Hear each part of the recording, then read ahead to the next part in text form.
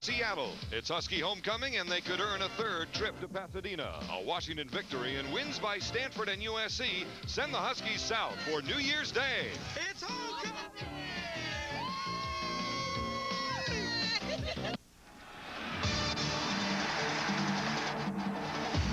Mr. Lincoln Kennedy will be playing in Husky Stadium. He, along with the rest of the seniors for the Washington Husky team, coming off their loss to Arizona. Today, now the 6th-ranked Washington Huskies take on their Northwest rival, the Oregon State Beavers. Hello again, everybody. I'm Don Poyer. Nice to have you with us again on Prime Sports Northwest. The string is over, 22 straight, and it starts again all over again here on this Saturday afternoon up in the Northwest, and an appropriate opponent, a Northwest rival like Oregon State.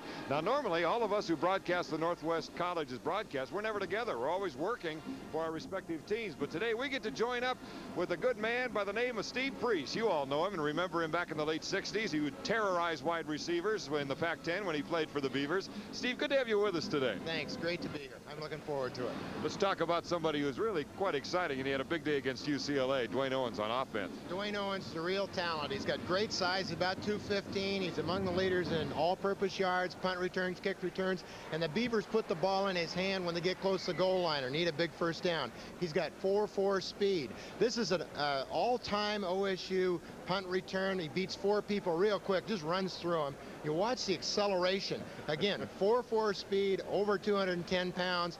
He runs out of wind here. He's telling some people to pick up a block, and then he does about a forward 2.5 stop action. See that? Gets about a 9 for the dive, and oh, is he happy. But a great run. I want to know how he stopped in midair like that. That's amazing. Let's get on the other side of the line of scrimmage. Rico Petrini, your inside or your middle linebacker, and then also Zachariah Davis, a cornerback. 2 good young players. Well, and excellent speed with Rico. He's a young man that runs 4.5 for a linebacker. He's in on a lot of plays. Oregon State has outstanding young linebackers. Zach, on the other hand, comes from one of 4 positions in the secondary. He's played them all. Both corners strong and free. He's 3rd in the conference in tackles. He is a senior, and he's a leader on the defense. Rico just hits everything in sight. He hustles. He's got great pursuit. He'll be all over the field making tackles today. All right, again, Steve, good to have you with us here. It'll be a fun afternoon.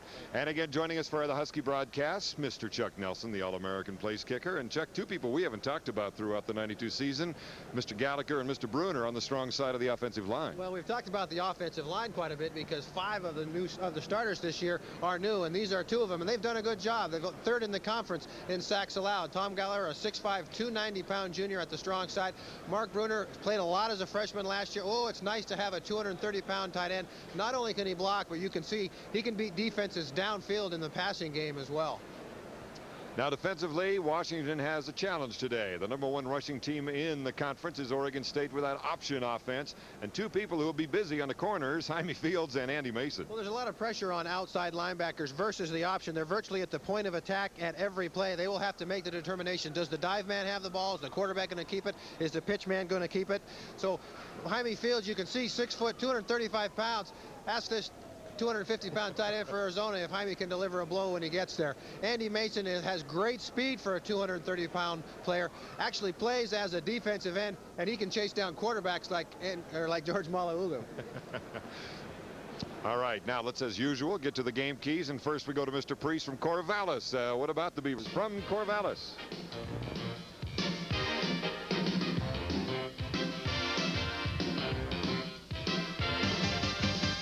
Washington Husky operated for the final home game of the 1992 season. The haze and fog burned away. It's chilly, cool, but very, very nice for a Saturday afternoon in late November as the Huskies host Oregon State.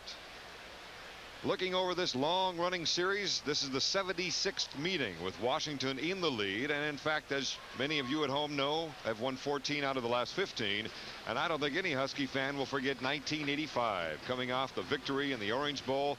The next season, they lose here, 21-20, following a blocked punt. Team numbers overall in scoring offense, Oregon State not up to where Washington is, and scoring defense, where it might be a big difference today. Still in the top 5 in the nation, Washington allowing only 10 points per contest. Jerry Pettibone in his 2nd year, he is 0-1, 0-1 against the Washington Huskies. Strongly believes in this wishbone offense and feels that it will work in the Pac-10. His overall record in his second year now, 2-17-1.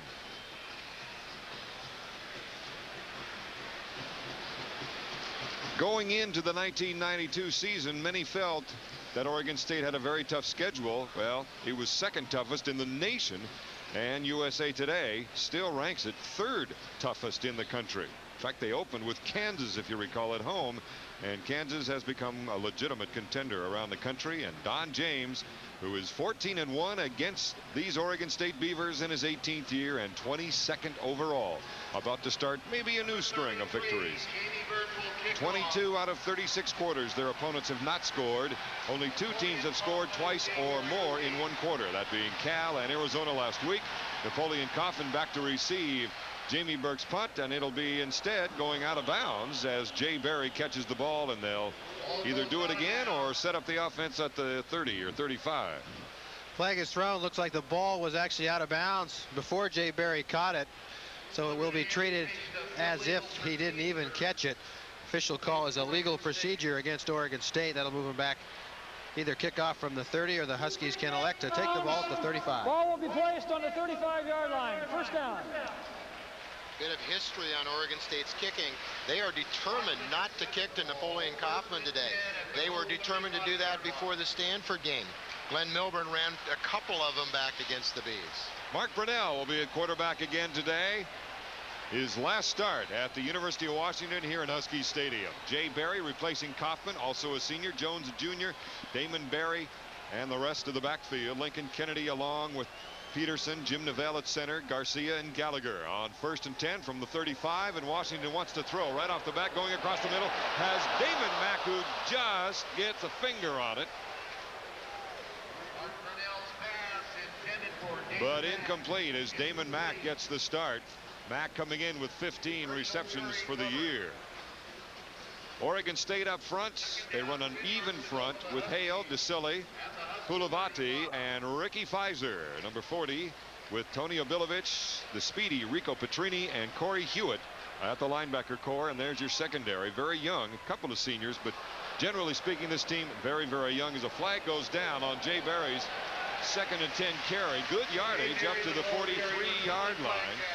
But a flag indeed is down. Jim Springer is our referee today.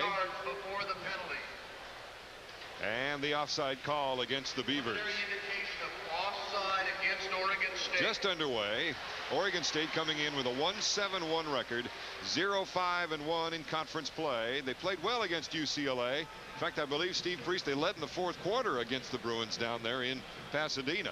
Well, they led in the 4th quarter then. They played very well against Stanford. In fact, the last 2 weeks, the Beavers have been in position.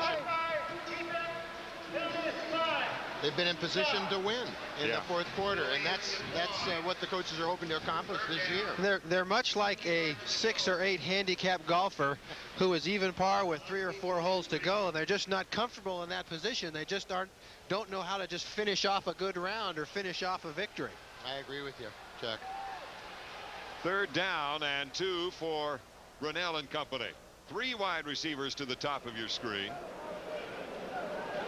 Possible check off. Brunell throws, has Mack, has the first down up to the 50-yard line. Just into Oregon State territory. Mack with a reception. Huskies making the most of the return of Damon Mack. Missed last week with a punctured lung. 3 offensive plays, 2 catches for Damon Mack. He only had 15 coming into the ball game, 2 already as the Huskies move into Beaver territory. Zachariah Davis, the senior out of Carson, California, with a tackle. 1st and 10. They call it right on the 50-yard line with 3 wide receivers now to the right. Here comes the option. Lots of room for Brunell. First down inside the 40 to the 37-yard line, where Brunell elected to keep with Jay Barry on his outside hip. Jay Barry will ask Mark Brunell, give it to me. There's nobody out there to chase either one of us. The audible by Mark Brunell to the tight end side. The Huskies had Mark Bruner, the tight end, to that side, but all the receivers were to the wide side of the field. Oregon State had favored their receiver side. Mark Brunell read it well, kept it. Let's not take any chances once again on the pitch. Gain of 12 yards. Herschel Curry with the tackle for Oregon State. 1st and 10 now on the 37. Barry wide to the right side. And Jay, big brother, gets the call, and he gets to the 35-yard line, where a heap of Beavers were there waiting for him, including Corey Hewitt, number 45. Tony Obilovich out of Portland. A lot of Northwesterners, of course, on the Oregon State team. Tony, a junior. And as you see, 52 tackles for the year coming in. He had 4 tackles for loss against Stanford, which tied a OSU record. 2nd down and 8. Ball on the 35. Damon Mack wide to the right, with Shelley to the left side. The pitch to Barry.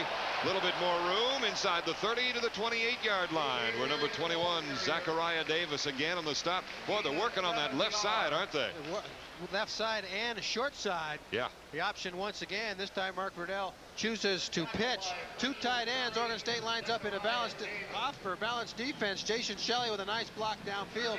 Let's Jay Barry set up a 3rd and short situation. Lots of times in Oregon State's aggressiveness, they will favor very strongly an odd set like that. Leave themselves wide open coming back to a weak side of a formation. Barry was 16 yards on 3 carries, make it 4, and he got nada. One of the measures of the intensity of a team is what they do on short yardage. The question in a game like this is, will the Huskies be prepared to play? 3rd and short there. They didn't look ready. Chad DeSully up front along with Sai Pulavati, the 2 inside tackles, doing well for Oregon State. Oregon State has played the entire season with lots of intensity. In some of the games they've been out of, these younger players still seem to keep coming, and it's been a true mark of the Pettibone era that Oregon State's players don't quit. By the way, opponents are 7 for 7 on 4th down conversions against Oregon State this year. 4th and 2. Grinnell still needs help. Just got it. Great work by the senior Mark Grinnell. Oregon State had him dead to rights, and all of a sudden he squeaks up the sideline to get the first. Awfully nice to have a quarterback that has the ability to do that and also has the judgment to know when to do that. 4th and 2, he knows he's got to make something happen. Rolling to his right is difficult to make the throw. Cuts it up just inside, has the speed to get around the outside, and then the wherewithal and the intelligence to know where he's got to go. William Efron knocked him out of bounds, one of the safeties, the free safety. So 1st and 10 from the 25. Coming to the right side with Barry. A little toss sweep and nothing doing. Good defense by Oregon State. Pulavati, one of the first in there. Big, strong young man at the senior out of Portland and Cleveland High School. And a 190-pound walk-on at Oregon State. In fact, this Oregon State team, with the down years they've had, has a lot of people who have walked onto the program. They've been linebackers, done so many things to increase their size and become competitive. Offsides call on Oregon State. Pulavati with 26 tackles for losses. He is the career leader now at Oregon State. The Sarah Tuaolo is the man I always remember. He could penetrate with the best of them back during the Cragthorpe era.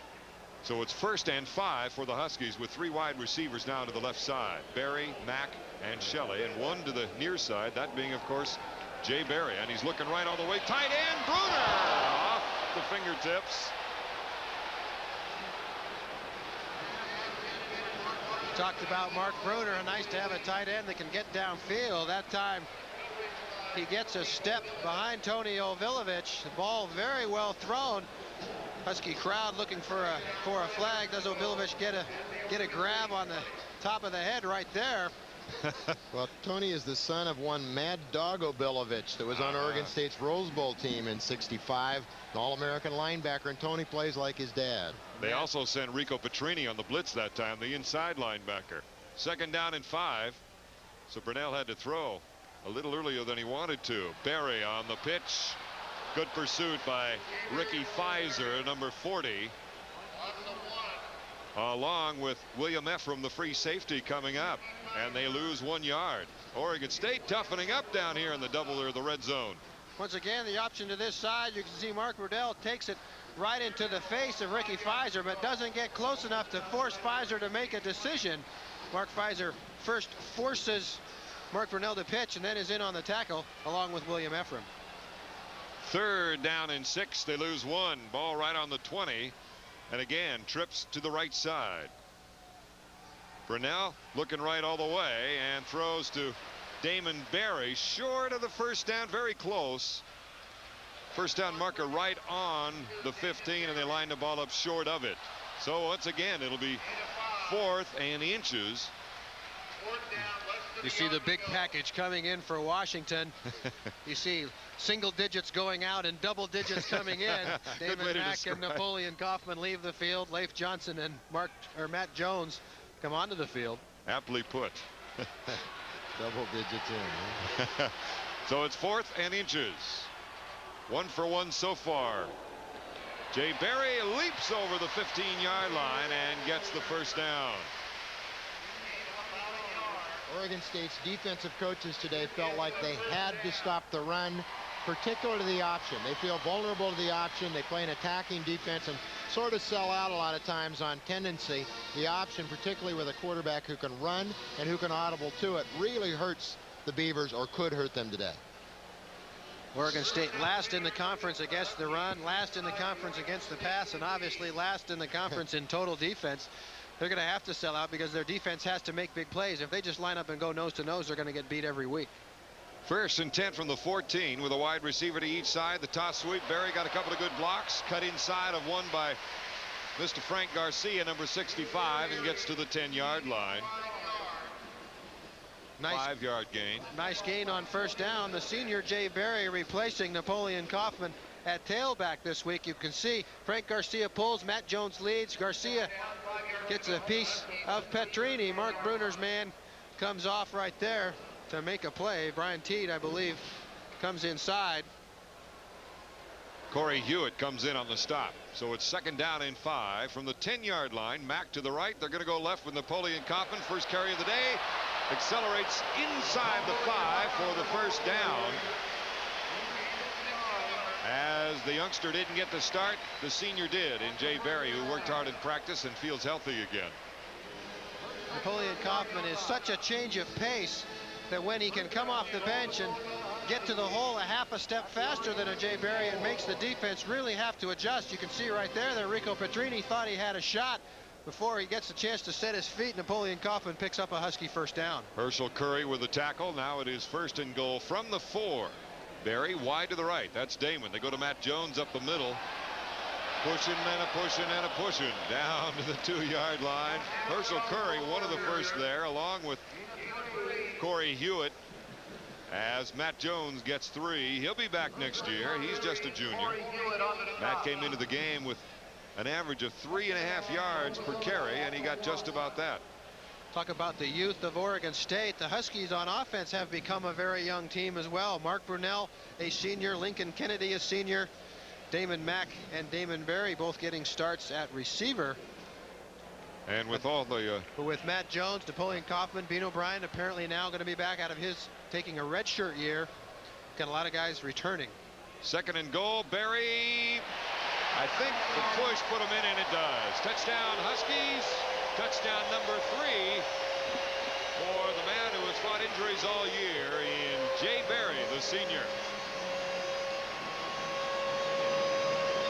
So the Huskies take the opening kickoff and go 65 yards. You just do what you've got to do. 2 tight ends. We're bigger, we're stronger than they are. Let's not take any chances. We're going to take 4 shots at it. We're going to get it 4 yards. It only takes them 2 shots, and Jay Berry puts the Huskies up 6-0. Travis Hansen back to boot. He's had a perfect season so far at 29 for 29. Call it an even 3-0 for 3-0. 8:44 remaining here in the first quarter as the Huskies break the ice on a 65-yard drive from the opening kickoff.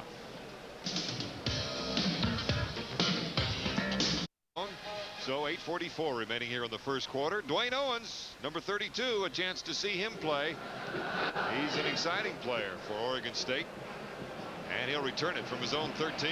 A lot of room up the middle, and then it closes in a hurry as number 27 Dante Robinson is one of the first Huskies to get to it. Owens does not start in the backfield. He is on the 2nd unit behind Jason Berry at the left halfback position.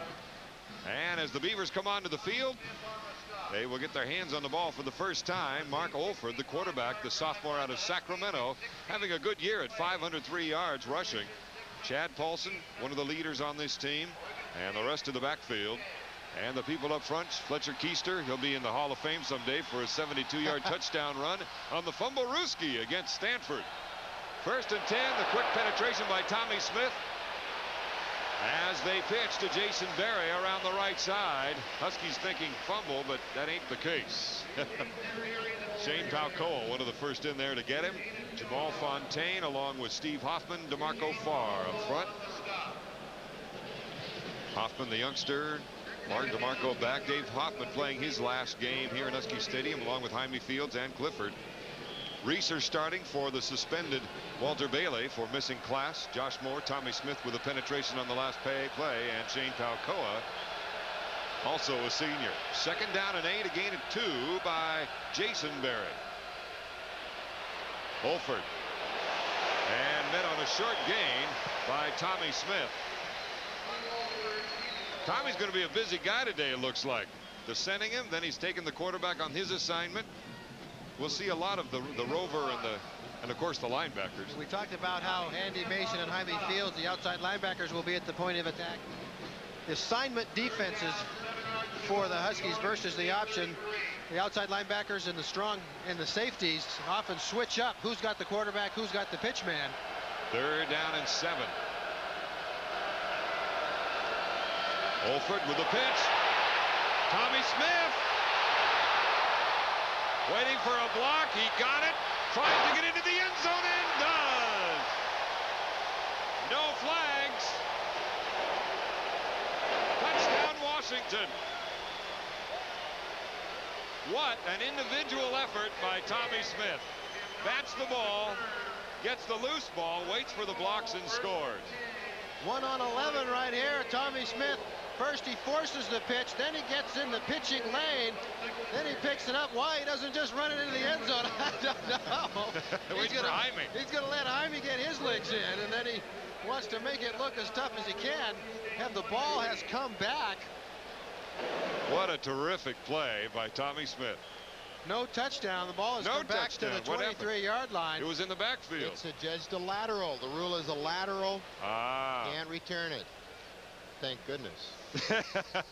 Napoleon Kaufman gets a good block from Richard Thomas and is able to get down to the 22-yard line. Well, that explains why Tommy Smith was in no hurry to get into the end zone. He knew the rules. He says, I'm not going to waste my effort. Well, what you saw on that last play by Tommy Smith is the problem Oregon State has had this year. Most teams are putting 10 people up on the line of scrimmage, leaving a cornerback out. Actually, the Dogs are keeping a free safety, pretty honest. But they're bringing everyone, trading off with the outside linebacker and the safety.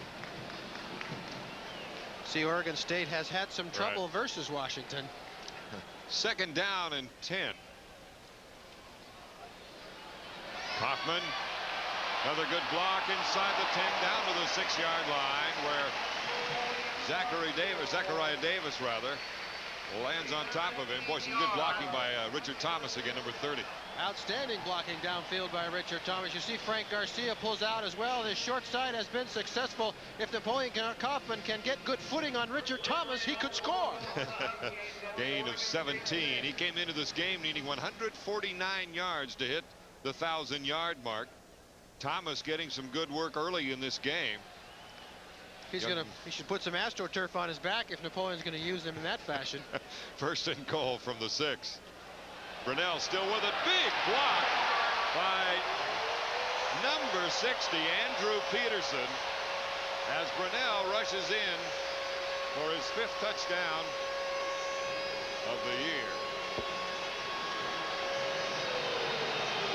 He runs that option very well. Sees his people, makes his decisions. Have the Huskies used the option that much all year long? Has it been a featured play like this? It has been a very successful play. They have run it more in this game to this point. They don't quite run it this often. They have run it this successfully, but just not quite as many times. I wish I could say the Beavers don't practice against that. That's right. Travis Hansen 2 for 2 today.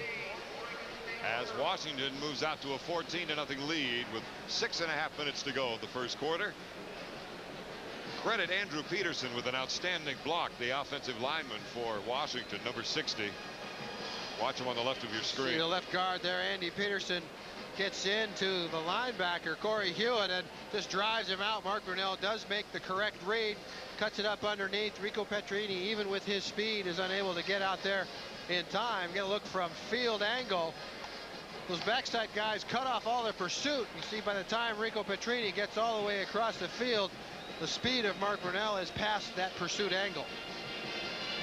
He appears to be a 4.7 or better quarterback. Is that right? Is he 4.6? He was a 4.5 and blew his knee out Wow.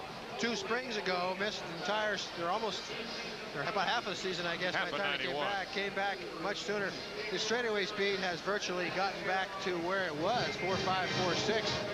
And now you see his agility has gotten back as well. Talking with NFL scouts. In fact, I talked with one from, well, I can't say the team, but I said, what do you think of Brunell? Well, he get a look and he says, does the name Steve Young sound familiar? Yeah. And they love his mobility, and that seems to be one of the new crazes in the NFL. Mark feels that his time off with the injury has made him a better passer as well. He's a little bit more patient in the pocket. He was forced to just stand around and throw the ball virtually for 6 or 8 months. Chad Polson back to receive along with Owens. And it'll be Owens from the 9. Big seam up to the 35, the 40-yard line. Good return by Dwayne Owens, who came into the game averaging almost 20 yards per return. And they'll set it up. Beavers haven't had quite the success in the kickoff return area they had last year. Had some toughness with timing issues with the wedge, but Owens is tremendous talent. His uncle James Owens was out of UCLA, a first-round pick of the Detroit Lions. Was there last week to watch the all-time OSU punt return. Owens will stay in this time on offense. 1st and 10 from the 40 after a 30-yard return by Owens. Wolford at quarterback in his 2nd year, true sophomore. There's the pitch. No gain. James Clifford coming in, number 53 for the tackle. On the ball carrier, Chad Polson. Oregon State that time has hat on hat. They have a man assigned to block everybody out there, but Dwayne Owens has got to make a block on James Clifford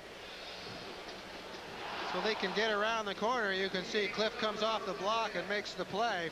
And that is probably why Dwayne Owens isn't in the ball game all the time. He's such a talent, but he's had tough time blocking, coming on each week, getting better. Richard Washington getting some play.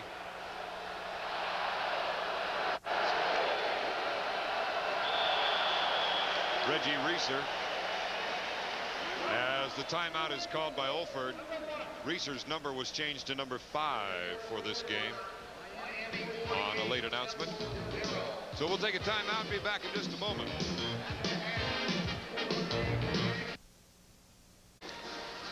There's your time remaining here in the first quarter, and Washington with a 14-point lead. The second touchdown coming on the turnover on the batted lateral by Tommy Smith, which you cannot advance.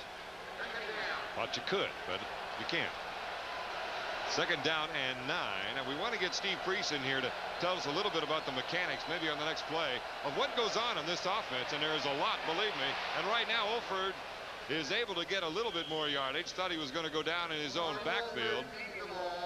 Steve Hoffman in there, number 91, and Clifford. All right, now what's going on right from the huddle up to the snap of the ball, Steve?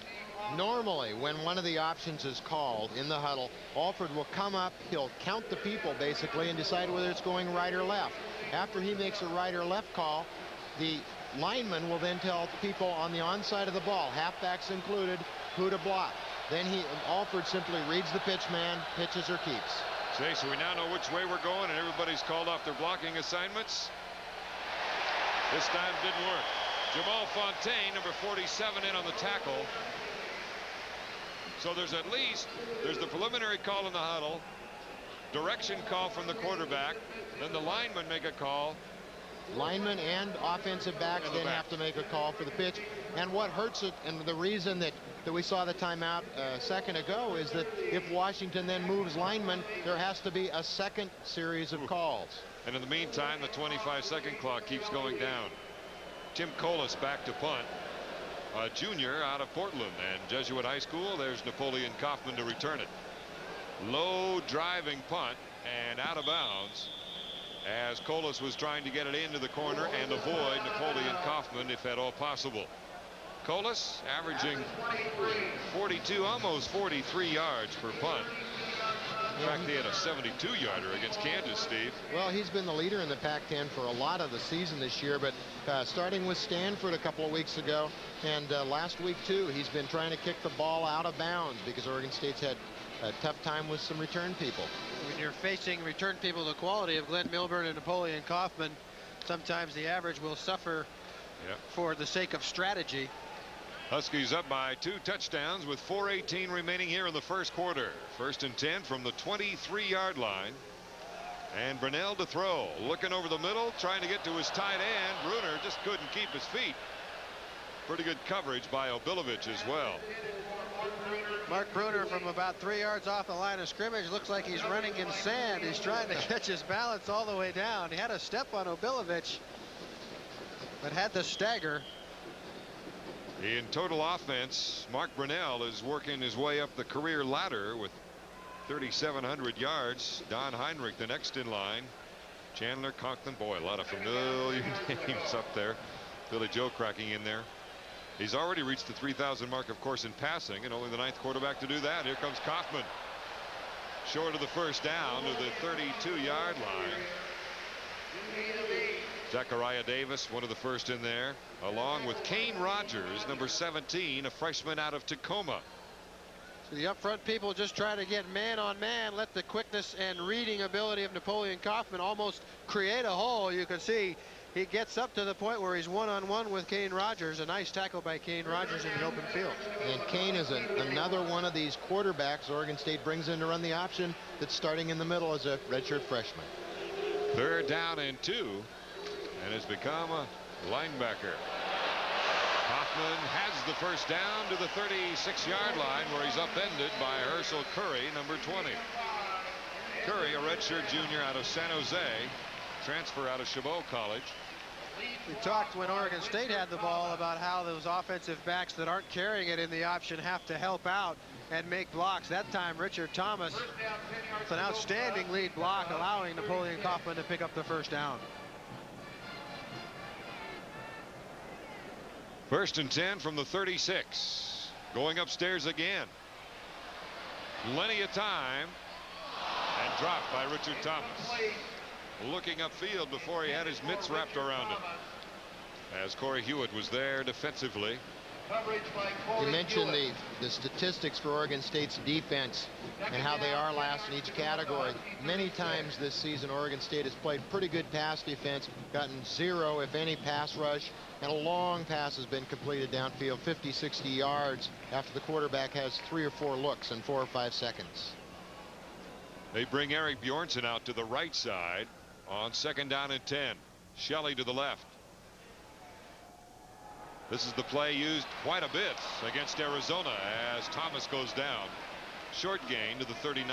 Brunell passing to Richard Thomas. Room to ramble if he can stay on his feet. Right. That was about the only effective play against Arizona last week, getting away from the rush. Run the fullback out of the backfield. He looks like a lead blocker to this point, and then he just kind of drifts out into the flat.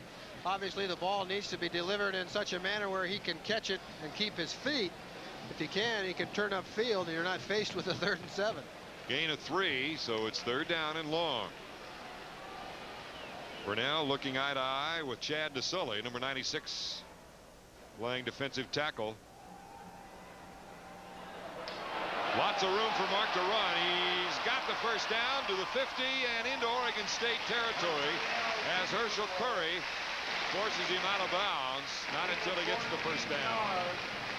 Nothing destroys a defense quicker than coverage well in both the line area and the linebacker secondary, and having somebody take off on you and get the big first Well, down. as a defense, you feel like you've done your job. You've protected against what the offense wanted to do to you, but then you've got an offense that can create a problem into an opportunity via the speed of Mark Brunell.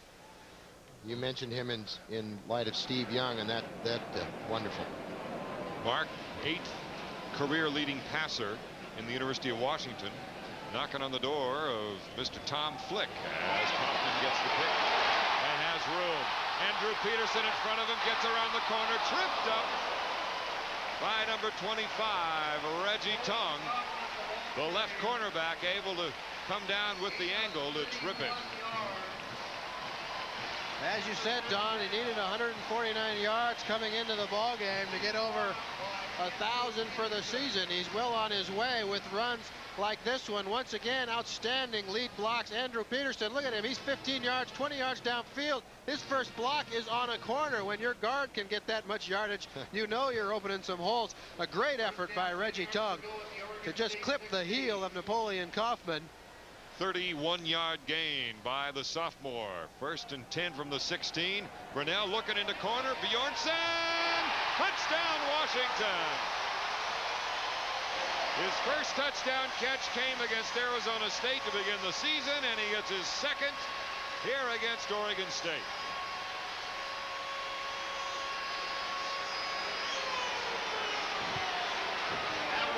Mark Brunell's 4th touchdown pass of 1992. You set him up with the run. You run. You give the quarterback time to throw. You let those receivers virtually run free. And that was against Oregon State's best defensive man-to-man guy, William Efren. Strong player. Plenty of time, you got problems. When you're 6'5", that speed is deceiving in Bjornsson's part. Hansen is 3 for 3 as the Huskies take a commanding 21-0 lead with 1:58 left here in the first quarter. And if the trend continues, I'm sure Don James would love to get Damon Huard into this game and get some experience for the future. He'd like to get some experience for the future. It's also the last home game for a number of Husky seniors. He'd like to get those guys some play as well. Touchdown was number 4, the pass, as I said, for Mark Brunell. We talk about young quarterbacks and players coming back. Eric Bjornsson with his 2nd touchdown catch as a Husky wide receiver, the converted quarterback. Just a very well run post corner route. Very well thrown ball. As you said, Don, 6'5". You don't realize how much ground he's covering with each of those strides. He runs a 4.5 40. Not bad for a 6'5" quarterback. You just don't realize it until you meet it face to face. Hey, this guy can move. And he's tall, and I can't keep up with him.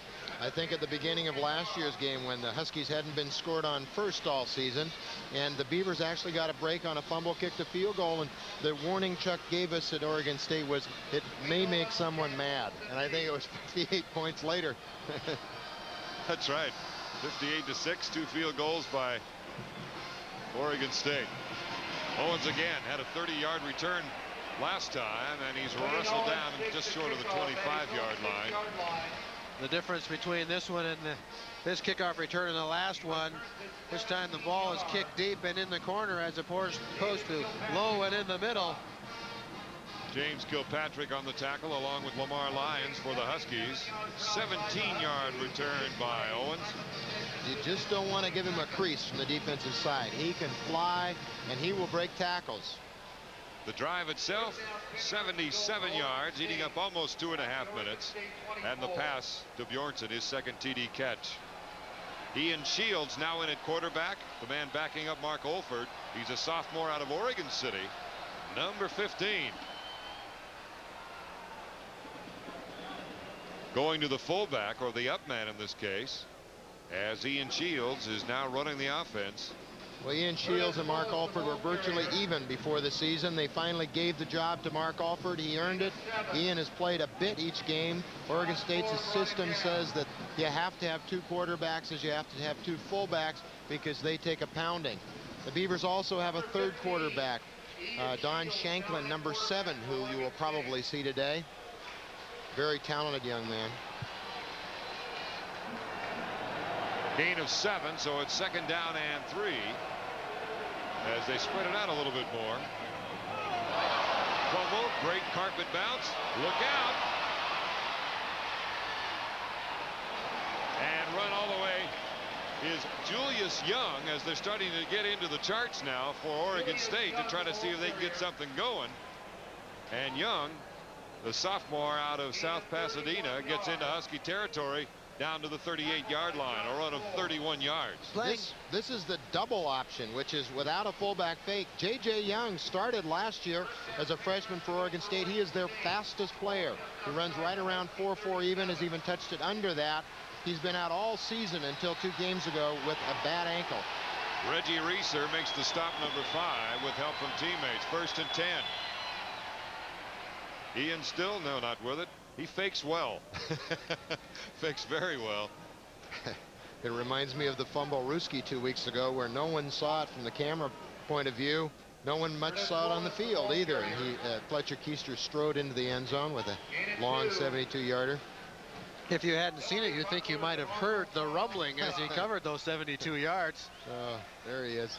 A solid football player who will probably play beyond after college. Got good size. Curtis Willis carrying on the last play. 2nd down and 8. Rugged running on the left side as Oregon State goes with Reynolds. Playing defense against the option is a matter of trying to beat the odds. You can stuff it time after time after time. It only takes one mistake, either mental or physical, and you can give up a big play. Well, against Fresno State, Oregon State had over 470 yards. It can destroy you if you play it wrong. First quarter is over. Cameron Reynolds carried last, has 107 yards to his credit. We'll see more of him as we begin the second quarter in just a moment.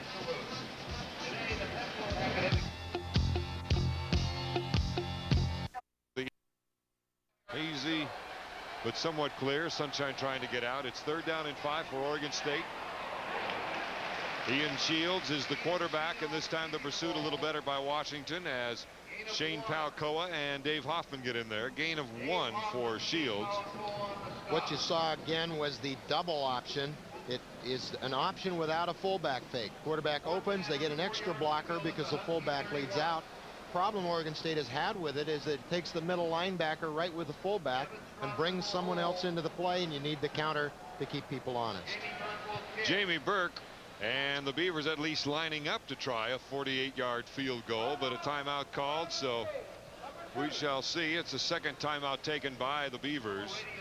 Jamie Burke in a slump, to say the least. He has made only one of his last 8 attempts as he looks at a 48-yarder, Steve. And a very solid kicker yet last year and the year before. He's a baseball player, should be drafted fairly high in baseball. A solid athlete, and he's gotten into a bit of a slump, just had some problems. Chuck, you could probably tell us from a kicker's perspective. We've discussed it over and over as to what goes through a kicker's mind. Jamie's just having a tough go right now. Well, when you're kicking, you're trying to think back on something positive. It's a matter of feel and rhythm.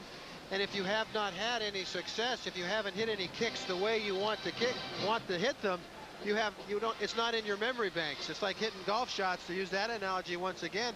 If you haven't hit a good 3-iron in a long time, you're standing over a 3-iron and you don't know what it feels like, and so your muscle memory can't come back. I know that feeling myself. All you've got to do, you need to have some success. You need to hit a couple of kicks that feel like the way you want them to feel. Well, Jamie was very solid this year through the first several games, and then had an opportunity against Washington State where he missed a short field goal, tough angle, right hash, 10-yard line. Ended up missing 4 in the first half of that ball game, and he hasn't been the same since. So here we go, a 48-yard attempt, and it's going to be way short. Anybody get a hand on it? That was about as close to a whiff as you're going to get. Unfortunately for Oregon State, when it rains, it pours. Most of his troubles have been to the left, hitting the ball hard and hooking it. Obviously, an overcompensation here. When you're hitting hard hooks, you're hitting it too high on the ball, too high on your foot.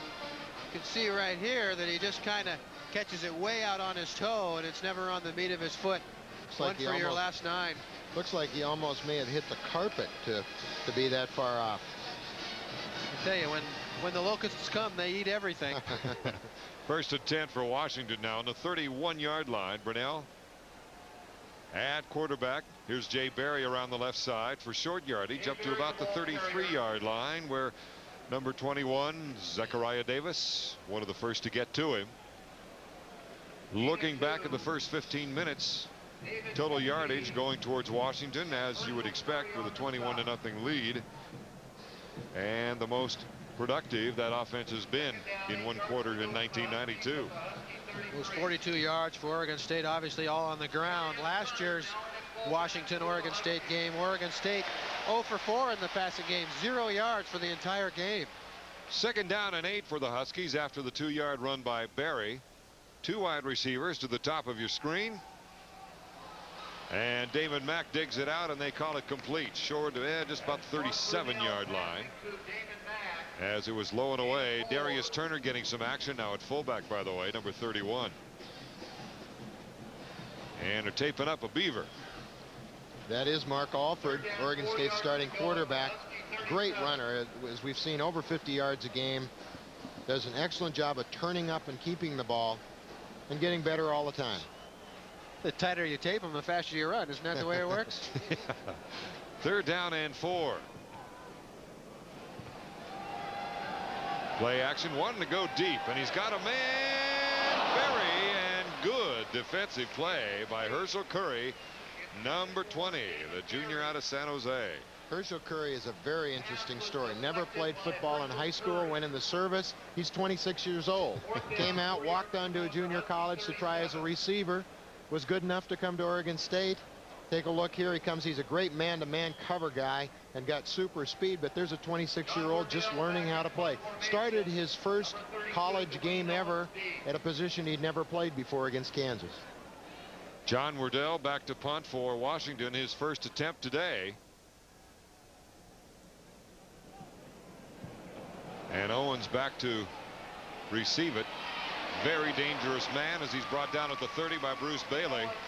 He had a 97-yard return for touchdown against UCLA in the Rose Bowl last week. And that man knows better than anybody what he did with the ball last week.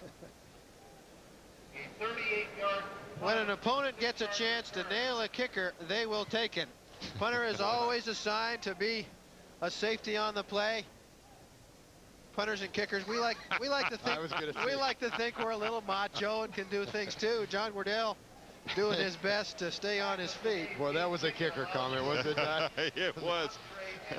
He was trying to get Datfield to make that tackle all the way, I could tell. He had a 36-yard punt. It'll look good on the films Monday in class. 1st and 10. Incomplete. As Ian Shields attempts the first pass by Oregon State today. We should also mention, we were talking about Curry. He has Oregon State's only block of the year in terms of blocking a field goal or a punt. 12:39 here in the 2nd quarter. Oregon State does feel they can block a punt on the Huskies. I was surprised. Their coaches told me beforehand they thought they'd come for the ball, bring Herschel from the outside, and I expect to see it before the day's over. 2nd down and 10 after the incomplete pass on the 31. Lots of people in the backfield, including purple jerseys, as Josh Moore brings down Shields. Just a broken play right there. Ian Shields went the wrong direction. Like a traffic jam in the backfield. There's a whole mess of Hoffmans as well. You can see the penetration right here by Steve Hoffman. Oh, ouch. Ian Shields just tries to get what he can. Go back and start it over again. Oregon State believes you have to protect the crease, which is that area between the center and the tackles, or center and guards, but there was none then. Dave Hoffman coming off a 12 tackle day against Arizona as a flag goes down. Jim Springer, the referee. Movement on number 63, who's the left tackle, Jim Buchanan, for Jerry Pettibone. Jim's just stepping in as a starter the last 3 weeks, playing very well, junior. And the procedure call on the Beavers. Talk about the crease and the protection. That shot before, when Steve Hoffman came right through the center, the crease disappeared beyond the fullback. Oregon State 13th in the country in rushing. People just ahead of them, Kansas, a team that played them in Corvallis, then West Virginia at 11th, Colorado State 10th, Nebraska number 1 at over 350 yards per game. On 3rd and 14, nothing doing. And it'll be time to punt.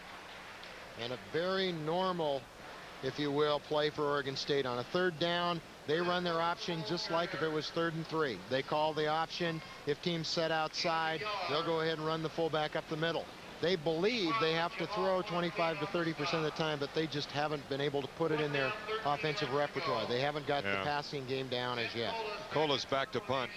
With that kind of offense, though, it really demands super athletes, because you're breaking the game down to lots of one-on-one situations everywhere on the field.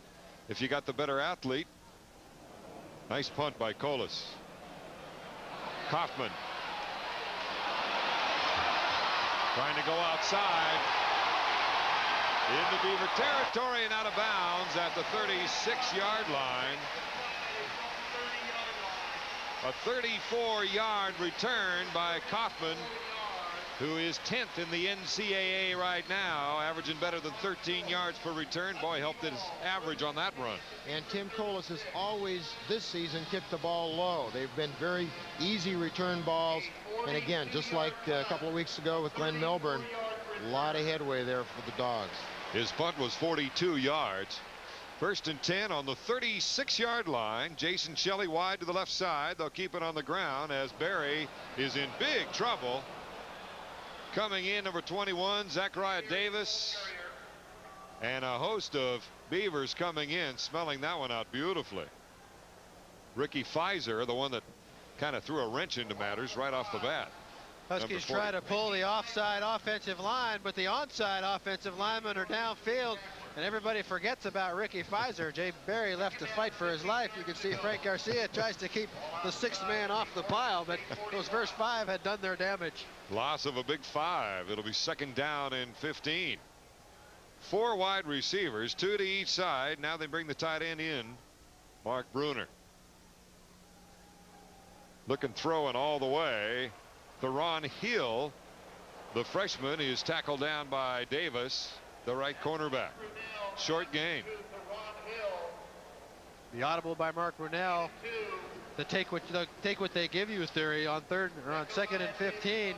You better hope they're giving you a lot. Theron with 3 receptions coming into this afternoon's game and averaging 12 yards per catch. Along with Jason Shelley, 2 true freshmen the Huskies feel very good about at the receiver position. 3rd down and 13 after the 2-yard gain. Hill and Shelley, the two freshmen to the left side, going across to Shelley, can't hold on, and Damon Mack was open down the middle deep. Had 1st down yardage if they're able to complete the throw and catch. Crossing routes run by both Theron Hill and Jason Shelley. You can see the short man is Hill, the deeper of the 2 is Jason Shelley. Very well thrown ball. Going across the middle is a tough thing to do when you know you've got William Efren waiting for you. Jason Shelley has made that catch in the past. Seems to have been a surprising day here. Already Michigan was tied by Illinois at Michigan. A prohibitive favorite going into the game were the Wolverines. The November bug. Oh, hesitation by Wardell. Good penetration. There's the block you guys were talking about. But Wardell is able to get it at least away and down to the 24-yard line. Number 78. Go ahead, Steve. Say it. I don't think that was a planned block, to tell you the truth. I think Alai Colonivalo just slipped through untouched. See, John Wardell double clutches it right here. That ball's kicked on time, kicked in rhythm. It's not a problem. Alai skied, but he was on his way down. I don't think he's used to being back there 8-9 yards. I'll try to say it. Alai Kalanuvalu. That's his name. He is out of Seattle and Franklin High School and Walla Walla Community College. You can see he was just left untouched. Nobody blocked him. 1st and 10 for Oregon State. Shields still in at quarterback, wanting to throw. Complete up to the 30, short of the 1st down. It'll be very close as number 80 Maurice Wilson makes the reception. That's his 6th of the season. Talk about Maurice Wilson a second. A Sporting News freshman All-American 4 years ago. True freshman starting, great player. Many thought he'd be an all-star in this conference as a wide receiver. When the regime switched and it came to this type of an offense, Maurice has hung right in there. He's been offensive lineman of the week 3 or 4 times this season already with his blocks. he's phenomenal the way he's able to block, and I think he'll be happy somewhat to get to catch the ball next year if he gets a shot in the pros. After the completion, it is only 2nd and 1. Young in the backfield with Willis and Paulson. Shields still with it. Able to outrun Clifford, gets the first down, and up to the 48-yard line is Ian Shields, the backup quarterback for the injured Mark Olford. Ian does not have anywhere near the speed that Mark Alford has. He's injured right now. Looks like maybe a contact problem. He ran for 15 yards. Yeah, he's got a contact that's coming out there. Ian does not have the speed, but he handles the offense very well. Does not make mistakes. Very disciplined. Stays on the line of scrimmage, which is critical in the double option. Is he the better passer of the two? At the start of the season, that was what the case was to be made. But he doesn't or hasn't had any more success. Now Alford's back in now. Ian is a pitcher in baseball, so that may say something, except I think his ERA was 8. It does say something. 1st and 10. They go with Willis, who took a lick from Dave Hoffman. I believe it was Dave getting in there, wasn't it, Chuck? Hit on Willis. Curtis Willis will be able to tell us. They run the dive with Alford back in the ball game. Takes the pitch and misses the first lick, then gets to the second wave, and that second wave comes crashing down on him. Did you see the shot on Mark Alford after he handed off? That's what the Is that what they were groaning about? I was groaning about Hoffman's hit, let alone the other one. Many coaches defensively against the option feel like you have to hit the quarterback on every play to shake up his decision making as well as his running. 2nd and 8. Tough pitch. What a catch. But out of bounds. And the loss and the pursuit by Clifford going against Young. Take a look, if we get a shot of this again, at the shot that Mark Alford, the quarterback, takes. He hands off to Curtis Willis. Now watch in the end. Is that cheat? Who is that? Andy Mason. Andy Mason just kills him. That's why Oregon State plays with 2 and 3 sometimes quarterbacks. Pretty good hit by Hoffman, too. And why they play with 2 and 3 fullbacks. And on the 16th of November, they will go down to their final 3 selections for the Butkus Award. Hoffman already in the top 10, hoping to make that final cut. 3rd down and 10 for the Beavers. Ball on the 48 of Oregon State. Triple option. Alford on the ground. Paulson there. Jimmy Clifford is able to slow him down somewhat, short of the first down, as Tommy Smith comes over to finish him off. Dangerous offense. Well, Mark Ball Alford gets thrown around quite a bit. Mark has had problems this year with not knowing the relationship with his back.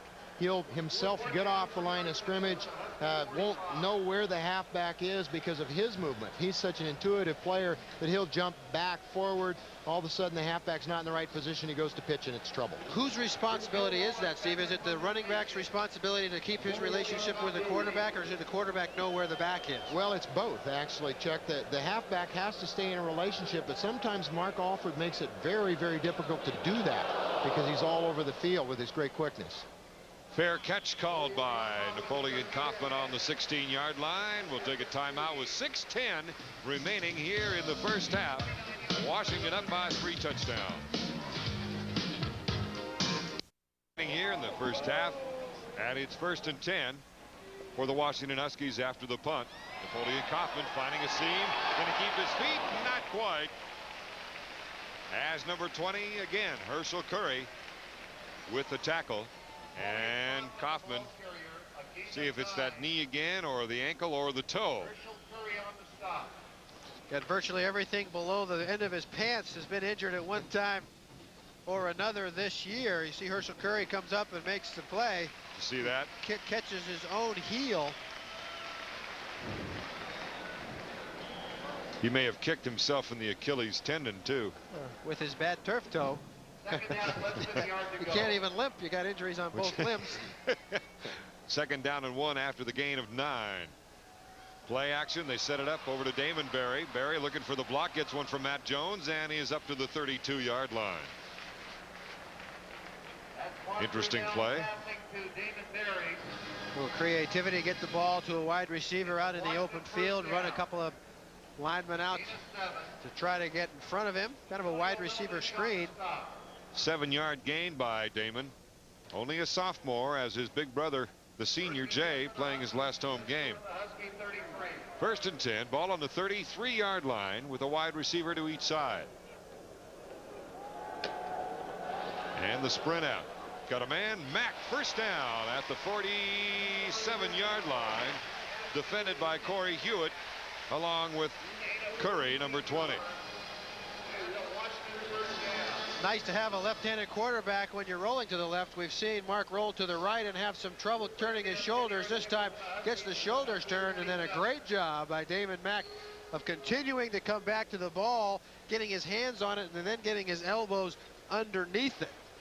I sure like the way Brunell sets up, whether it's running or standing. He's got his shoulders square. This looks great. Mack has 4 catches today for 32 yards, as you saw the flag go down. Chad DeSully, number 96, the left defensive tackle in the way. Dead ball. Encroachment. Defense. 5 yards. We already mentioned Paulavati as a linebacker walk-on. DeSully was a linebacker. The other 2 were also linebackers. Everybody in that front 4 is a beefed-up linebacker since coming to Oregon State. 2 are walk-ons. Yeah, none of them that heavy, but you're going with the quickness. 220, 260, 272, and 243. You're up front. 4 people. We're also going with the size as far as Oregon State's concerned. Kaufman must be all right as he gets the first down to the 35-yard line. Davis with the tackle. Yeah, I think whatever it is that he did injury-wise, he's ran off the field and fixed it. See, nice once again blocks upfield by Frank Garcia, who seals off the inside. The spin move by Kaufman picks up 5 more. 26 years old. Herschel Curry hasn't seen a lot of those. No kidding. Well, he's down to 60 yards to hit that 1,000-yard mark. Nobody's ever done it in their sophomore year at Washington. First and 10 from the 35. Now the play action to Kaufman. Looking for the receiver. Got his fullback wide open. Matt Jones down to the 30-yard line.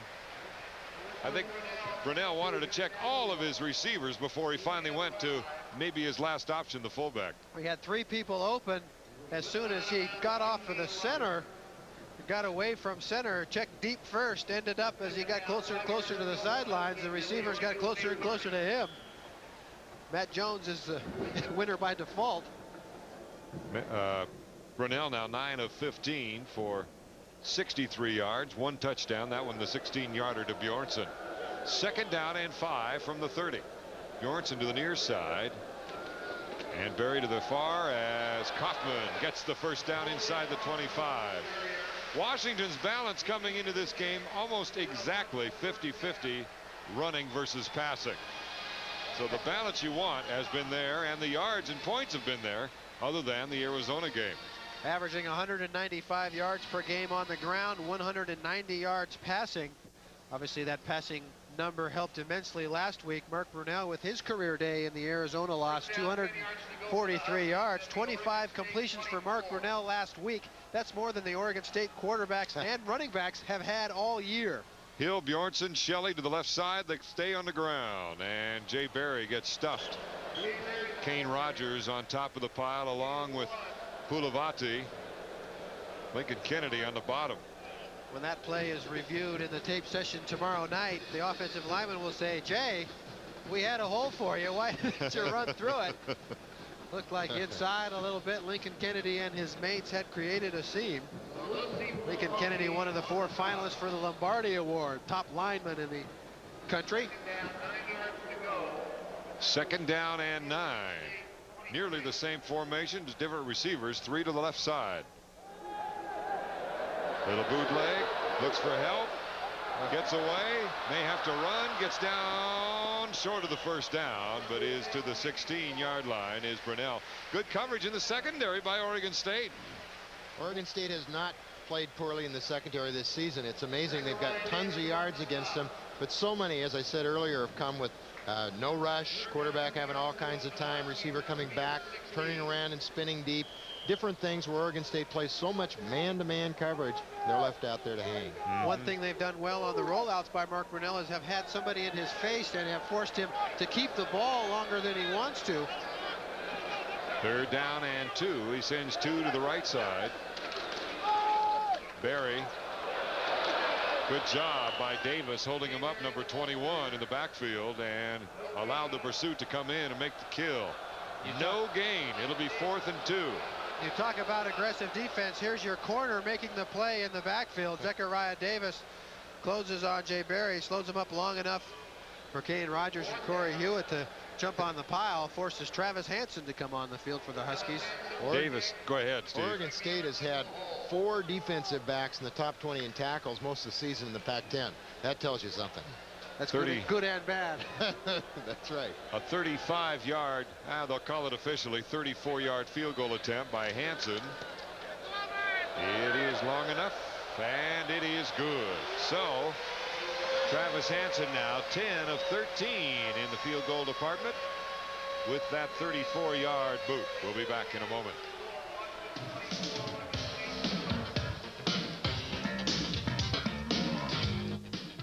Hansen, and Washington goes up 24-0. The drive itself, which was capped by this, it was almost straight away field goal by Hansen, who, by the way, is quietly putting together an awfully solid year kicking for the Huskies. 10 for 13, missed his opening one of the year, came back to add this 34-yarder. Nice 67-yard drive. You can see we talked about balance. 6 running plays, 4 passing plays. Owens back to receive along with Paulson. Owens again in his own end zone. Here he comes. And he got to the 20, so he's into plus 5 yards at the 25, where he's brought down by number 25, Lamar Lyons. I think the motivation of kickoff return men when they know they're making a questionable decision, all they want to do is avoid the wrath of the coaching staff and get outside the 20. Yeah, that's why I say plus territory. Well, he's had far too many chances to return kicks this year. Lots of practice. A lot of kickoff returns. They put it at the 24 as Olford will be at quarterback. The sophomore out of Sacramento and Grant High School. A lot of good football players out of that city. 1st and 10. 2:25 for Oregon State here in the 2nd quarter. Paulson the pitch man. Olford's got lots of room now. Great block by Young. Balcoa knocks him out of bounds at the 46-yard line, and great execution by the Beavers and Olford, the best we've seen today. Well, Olford has a tendency to get a little bit off the ball. Sometimes that's because off the line of scrimmage, let's say. He does that sometimes because of penetration. They're great blocking inside. Now watch J.J. Young, number 9, makes the great block on the safety, frees Olford. Olford does have fine speed. Playing defense against the option, you're going to face it 70 times a game. You might stuff at 65, but those 5 big plays can get you. Hillary Butler and Lewis Jones learned a lesson on that play. Trying to go up the middle this time with Willis. And Jerry Pettibone's last turnaround job at Northern Illinois, he ran the super option situation, turned out with a quarterback who could run and throw. They led the nation in rushing. We're always up there in passing too, and he knows that's the secret. You got to get somebody who can do them both. One correction, John Young carrying the ball, number 44. My goodness, Nebraska falls today. Huskies are going to be back up there about number 2 again. Right there going. A big victory for Jim Walden in Iowa State over the Cornhuskers. After that win against Kansas last week. On the pitch and the first down for Oregon State, Julius Young. Lots of Youngs in that backfield for Oregon State. John and Julius. You see the big wrap on JJ's left leg there. That's where he had the broken, I believe it was broken fibula, that kept him out until 2 games ago. He's a welcome addition back on the other side. Watch the blocking you'll get out of 35 Chad Paulson all day. He was an honorable mention all Pac-10 performer last year. Just does a super job. Was a safety 2 years ago. 1st and 10 from the 41 of Washington. Young carries the ball. This time John, the fullback. He inside the 40. Dave Hoffman with an arm wrapped around the right leg of Young. 4-yard gain, which is about what you'd like on first down. The time you get 4 from your fullback on the option, you're doing things right. Well, Oregon State has been very successful if they can just not lost yardage or a miscue in the pitch. All season long, if they'll take a workmanlike position, go down at 3, 4, 5 yards at a whack, they gain a lot of yards. 2nd down and 6 after the offensive lineman switched sides. Wanting to throw, looking over the top. Intercepted, Tommy Smith. Shane Falcoa had it in his mitts, and it finally landed in Tommy Smith's hands for his 3rd interception of the year. Do they have assists in football? They should. They should. Shane Falcoa certainly gets one here.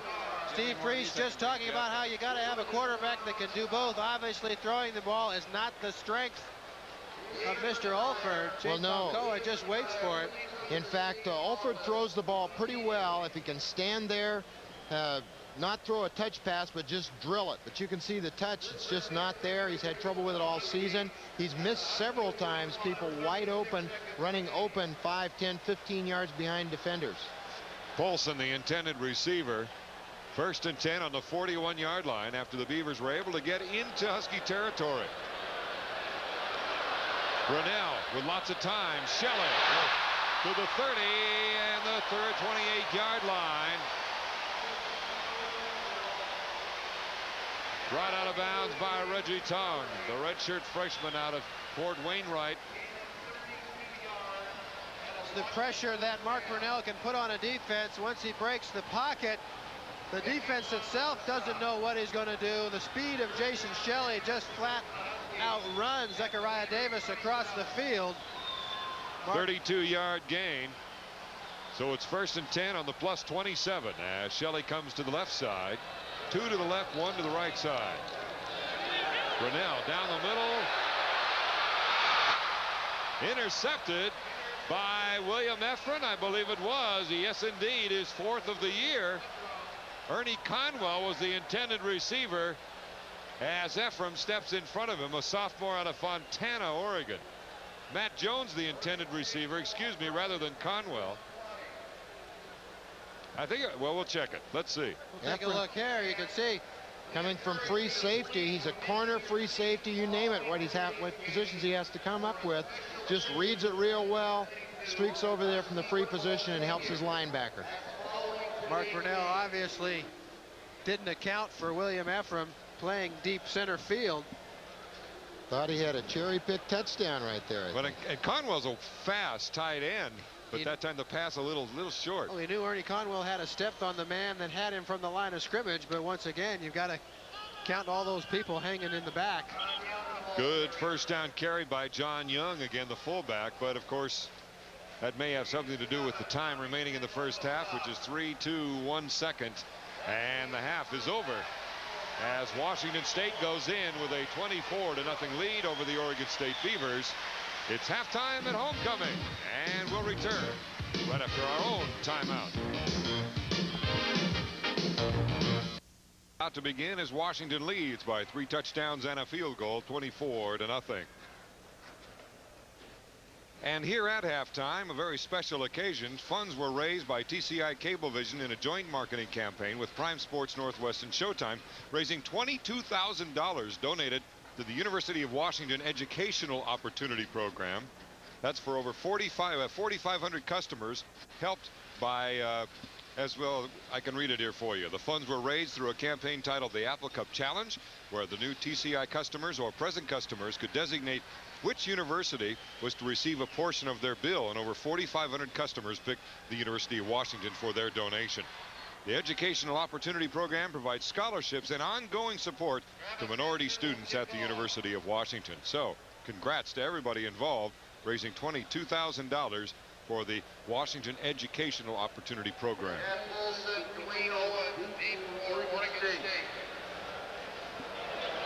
Ready to go with the 2nd half.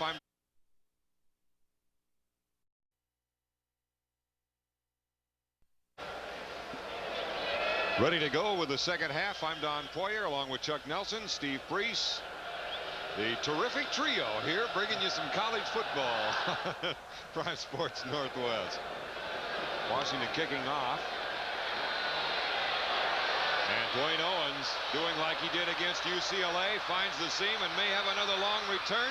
Gets past 3 Huskies, and he's going all the way. No flags. Touchdown, Oregon State. Wait a minute. They say he stepped out of bounds at the 37-yard line of Washington. Dwayne Owens with a 97-yard punt return for TD against UCLA last week. The fact that he steps out of bounds at the 37 will be of little solace to the Husky coaching staff. You know, this coverage team will get a tongue lashing anyway. You get a look at both the size, the speed, and the niftiness of Dwayne Owens. There's some speedsters that are trying to chase him down. Russell Hairston, Dante Robinson at this point picks up the chase. Nobody can catch him. Thank goodness it's only a 53.5-yard width of this field. He's only 5'10", but he's 200 pounds, and he got all 200 pounds going to the due east towards Lake Washington on that occasion. Here's the pitch going to the outside, down inside the 30, as Berry gets inside the 25-yard line to the 24. As Berry carries, the sophomore out of Portland and Jesuit High School. So far in possessions for the Beavers, nothing on the board yet. They had a field goal attempt, but was missed badly to the right and short by Burke. Obviously that kickoff return starts Oregon State at their best field position of the day. So easy with the 24-0 lead. If you're a Husky defense to come out and kind of cruise, Oregon State will wake you up right away. 1st and 10 from the 23. And Young carrying. Young with the ball. The sophomore out of Roseburg, Oregon, down in the southern part of the state, came in with 180 yards, almost 4 yards per carry, but no touchdowns yet, with a long run of 12 yards against Kansas in the season opener down in Corvallis. 2nd down and 5 after the 5-yard carry. Ball's on the 19 of Washington.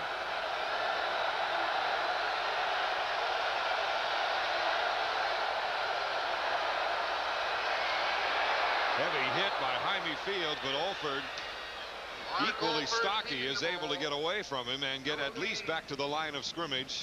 No gain. Well, Mark Olford a year ago was about 155 pounds when he came to Oregon State. He worked in the offseason, took himself up between 20 and 25 pounds, and he is a chunk now. He's extremely strong. He's 5'7", 5'8", and weighs 185 now, so he is a tough load to bring down. Jaime couldn't find the handle. Grab it. A bowling ball. 3rd down and 5. 2 receivers wide to the right side. Whether they will use them or not, we don't know. Here comes the crowd noise as they see Olford check off. How do you check off with this offense? Still has it. Do they call it a fumble? No. Referee saying it was down on the play by Jaime Fields. Olford the ball carrier and was on the turf before the pigskin popped loose. That actually looked like the triple option with the ball given to the wrong man. If we see this again, you'll note the fullback, John Young, streaks through the middle. Looks like he has 5 or 6 yards. This is the triple. You can see 44 basically has the 1st down. Ooh, I'm not sure that wasn't a fumble right there. Steve, now what would he be checking off in that case? My guess is that he's simply checking off which side of the formation that should go to. Washington's been jumping back and forth. 38-yard attempt. And Burke has it. Hopefully that will change Jamie Burke's mental thoughts for a while. He's been fairly accurate between 30 and 39. It's the shorter one that he can't hit.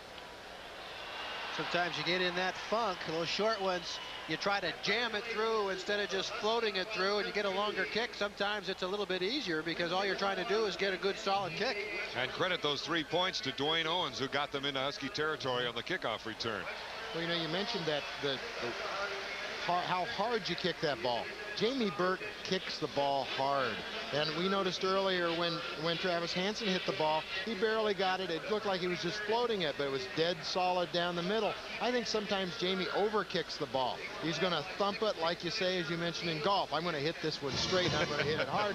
I'm not coming off it even if I'm missing it. I'm not sure it isn't working to his detriment sometimes. Sounds like my golf game. I'm not coming off him. I don't care. I putt like I drive. And Don Owens, I'm all right. Dwayne Owens, Jim Owens, and Don James. Put them all together, you got Don Owens. Don James waiting to see what happens in Los Angeles today with Arizona visiting USC. And all of you, as you watch this, of course, know the outcome. But conceivably, the Huskies could win a trip to Pasadena if the right things happen today. And because everybody knows, please forgive us our constant speculation. Here again is the 38-yard field goal. 38-yarder only has to go 39. This one carries well beyond the goalpost, right down the pipe. Oregon State's on the board, 24-3. Field position set up again by the kickoff return. And Jay Barry going back for it. They were expecting maybe a pooch kick or possibly an onside as the ball goes up to the 12-yard line where Barry has it. Oregon State lines up while their kickoff team in kind of a bunch formation. Potential onside. Washington responds to it by keeping its up front people in close in front of the ball, and the deep people line up on the 20-25-yard line. Usually Oregon State then will spread out into a regular kickoff formation and kick it deep. Huskies respond by dropping their kickoff return people back to the goal line. That time Oregon State kicked it out of the bunch formation. Jay Barry didn't have a chance to retreat from the 20 until the ball had been kicked. So 1st and 10 for the Huskies. Brunell at quarterback, and Kaufman starts the second half at the tailback slot. Out beyond the 15. Flag going down after the play, and Frank Garcia in the Oregon State secondary talking it over with some Beavers, and that's when the flags flew. So often happens in a game where one team is well ahead of the other. You have a difference in intensity levels. Well, it clearly happened after the play. You're right. Sometimes some chippiness comes out. Personal foul, offense, 2nd down. The penalty will be enforced half the distance from the end of the run. And again, Frank Garcia involved somehow with the altercation. Dead ball, personal foul penalty against the Huskies. Move the ball. Well, I'm impressed with Mark Brunell today. Well, he's played this way for about Makes it 2nd down, 50 2.5 years. Took 6 months off in the middle, but has been a very good leader, very big part of the success of this Husky program, even when he was not the starting quarterback during the national championship year. 2nd down and 15, and they go with the sprint out. Damon Mack good for the 1st down if they call it good, and they do. Reception. One nice thing there is Mark Brunell throws the ball on rhythm. He gets out, and once he gets the corner turned, he gets his shoulders upfield and delivers it, either by defensive play or by Mark just holding it too long. We've seen a lot of times today where Mark has rolled out and held the ball an awful long time.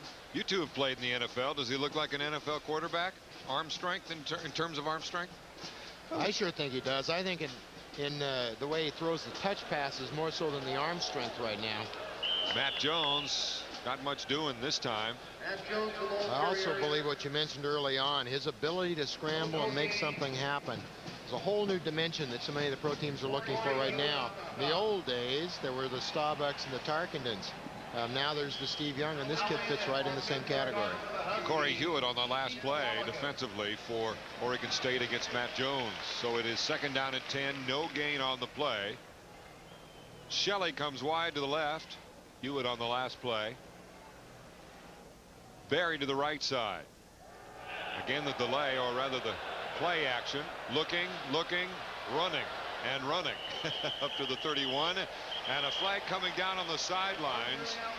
I'm not sure if they're going to call a late hit on Petrini or not. I think that'll be a face mask. Face, okay. Let's take a look at this. I think Petrini gets his hand up there, or Dennis Edwards, and gets him on the face. You can see right there.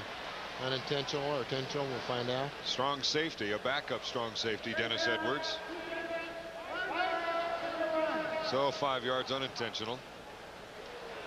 Edwards, another interesting story. Came to Oregon State, started as a free safety his freshman year, a strong safety his sophomore year, and is now just back from a broken bone in his foot, and was starting at the strong linebacker, actually alternating at the strong linebacker position at the start of the year. 1st and 10 for Washington now on their own 37-yard line. Brunell lays it off to his fullback, Jones, down to the 40. The 30 stepped out of bounds. Clear back on the 27-yard line. Kind of lost track of where he was heading, I guess. I guess football fields like railroad tracks. When you look down them, they get closer. The ends get closer and closer together. But this is an example, Steve, of what you were talking about big gains given up in the passing game despite pretty good coverage downfield. You give Mark Brunell that much time, and he's going to find a receiver. This time it's Matt Jones, and Matt, trying to create as much space as he can between himself and the defender, ends up out of bounds at the 27. A 36-yard gain. He was able to run away from the middle linebacker, Rico Petrini, and that's how he got open. Kaufman will get an update on his yardage, too, as he tries to become the first sophomore in Husky history to hit 1,000 yards. If all goes to plan, there he is at 103. Needs to get to 149 today. Can you imagine if all goes according to plan and Bean O'Brien gets a redshirt year and comes back next season? You have Richard Thomas as a fullback, you have Matt Jones as a fullback, and then you have those two, Bean O'Brien and Napoleon Kaufman, as your tailbacks. Second down and 7. Look out, Darius Turner, one man to beat, and he gets around him. Touchdown, Darius Turner, the senior, getting a TD in his last appearance at Husky Stadium. 24 yards.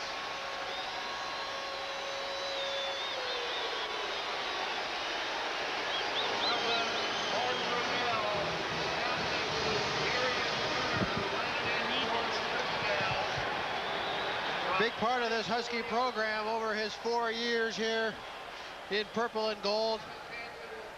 Coming back off of a last year's back injury, this year an injury to his leg. That's his first TD reception this year, too. And the kick is good by Travis Hansen, and the Huskies go up 31-3 on the reception to Darius Turner, who had to overcome that sore ankle that he injured down in Oregon. We'll be back.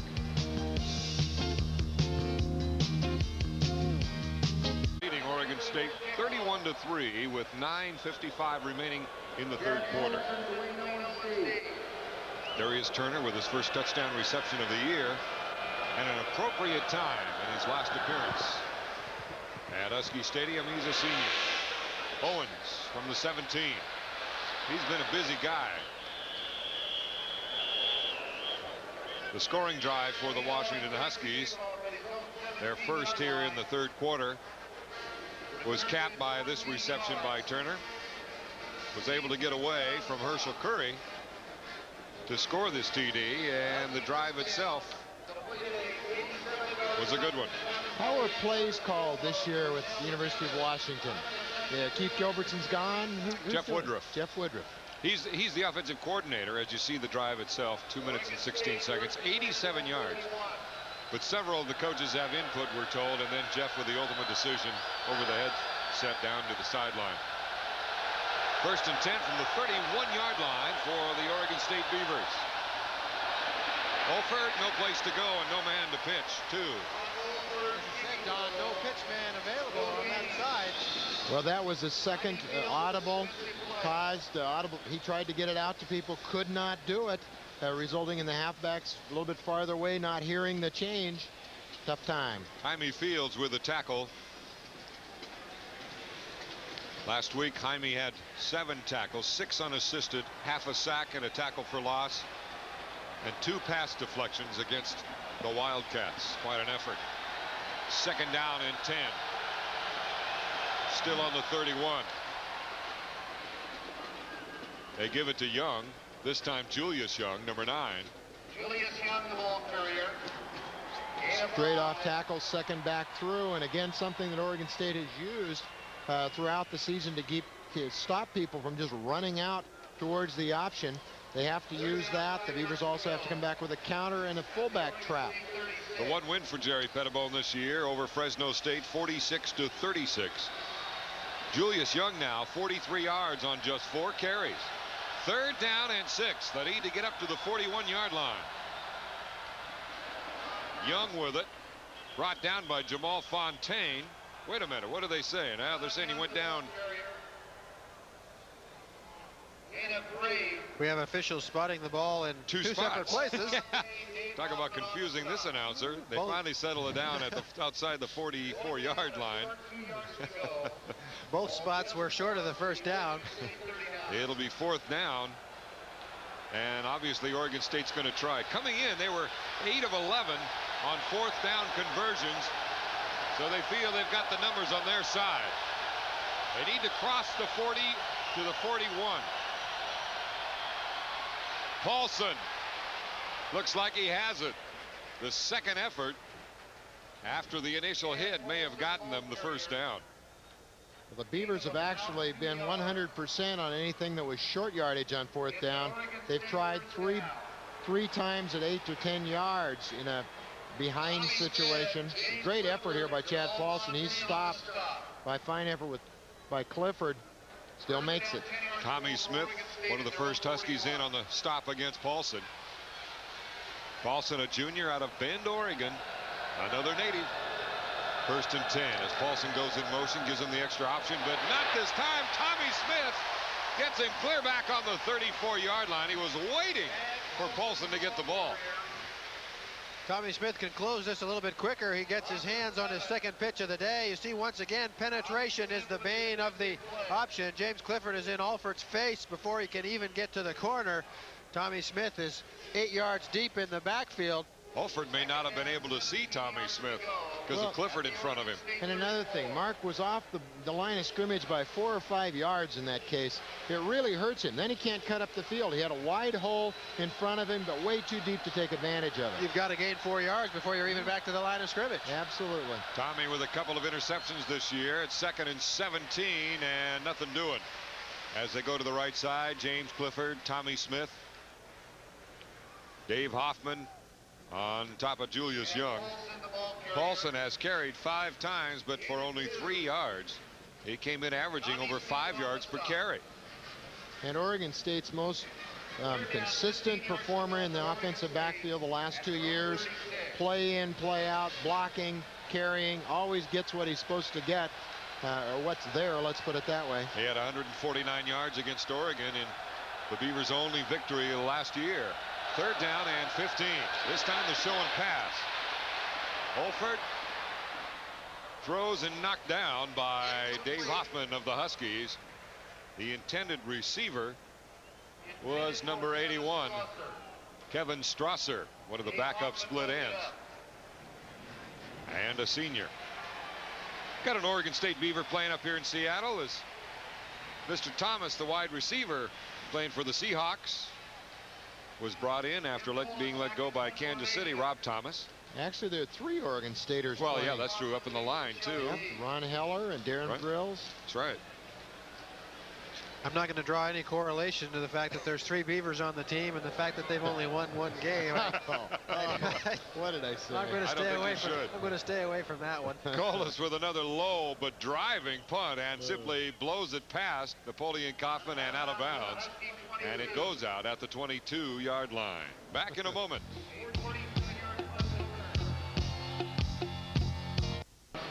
Now we're on their way to the Northwest. 1st and 10 for the Washington Huskies from the 22-yard line. High formation, little option, and they pitch it to Jay Barry. And 3 Beavers close in for no gain. Good pursuit by Pfizer. Number 40, one of the first to get there. Ricky Pfizer on the stop.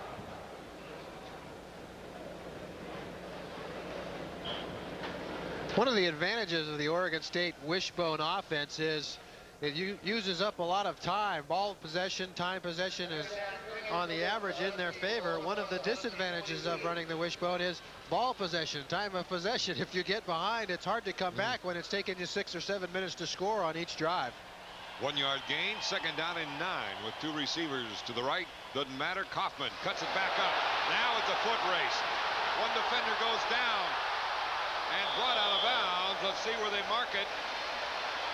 At the 32-yard line of Oregon State. That may put Kaufman over the edge. He needed to 149 coming in. He had 103 a moment ago. Add up 46-yard gain, and it sounds like he's the first guy ever to be at the 1,000 mark as a sophomore in the purple and gold. Add up 103 and 46, and you get 149. Napoleon Kaufman gets 46 on that one. Big play both for Napoleon Kaufman and for the Husky offense. 1st and 10 from the 32. Play action, looking deep to Theron Hill, the pure freshman. Good, down to the 3-yard line of Oregon State. The Bino Bryant of the freshman class of '92 almost gets his first touchdown. That was just a wonderful post corner pattern. Nice job by the quarterback, but this is right on the money and after a perfect pattern by the receiver. Take the defender inside, then take it back outside. That ball often thrown before the receiver makes his break back outside, deliver it right on the boundary, so it's either a completion or an incompletion. And he beat the senior Davis to get that reception. 29-yard play. 1st and goal from the 3. Brunell got it. Touchdown, Washington. Outmaneuvered Reggie Tongue for the TD.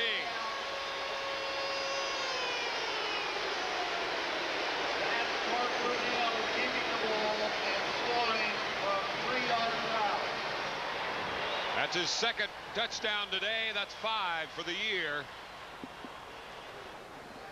As the Huskies continue to widen that lead. Have it. Travis Hansen now back to kick. Hansen will kick on the hole of Eric Bjornsson. And it is good.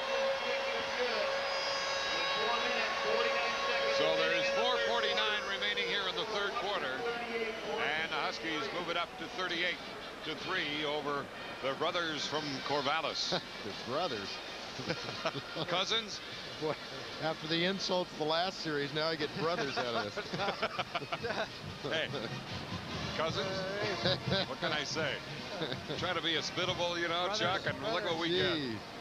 Invite the guy up here, you know. We got him a little chicken pot pie before the game, some hot dogs and sandwiches at halftime. Incidentally, Mr. Brunell and the rest of the seniors on this Husky team will be introduced at the end of this ball game, and one at a time they will run off the field into the tunnel.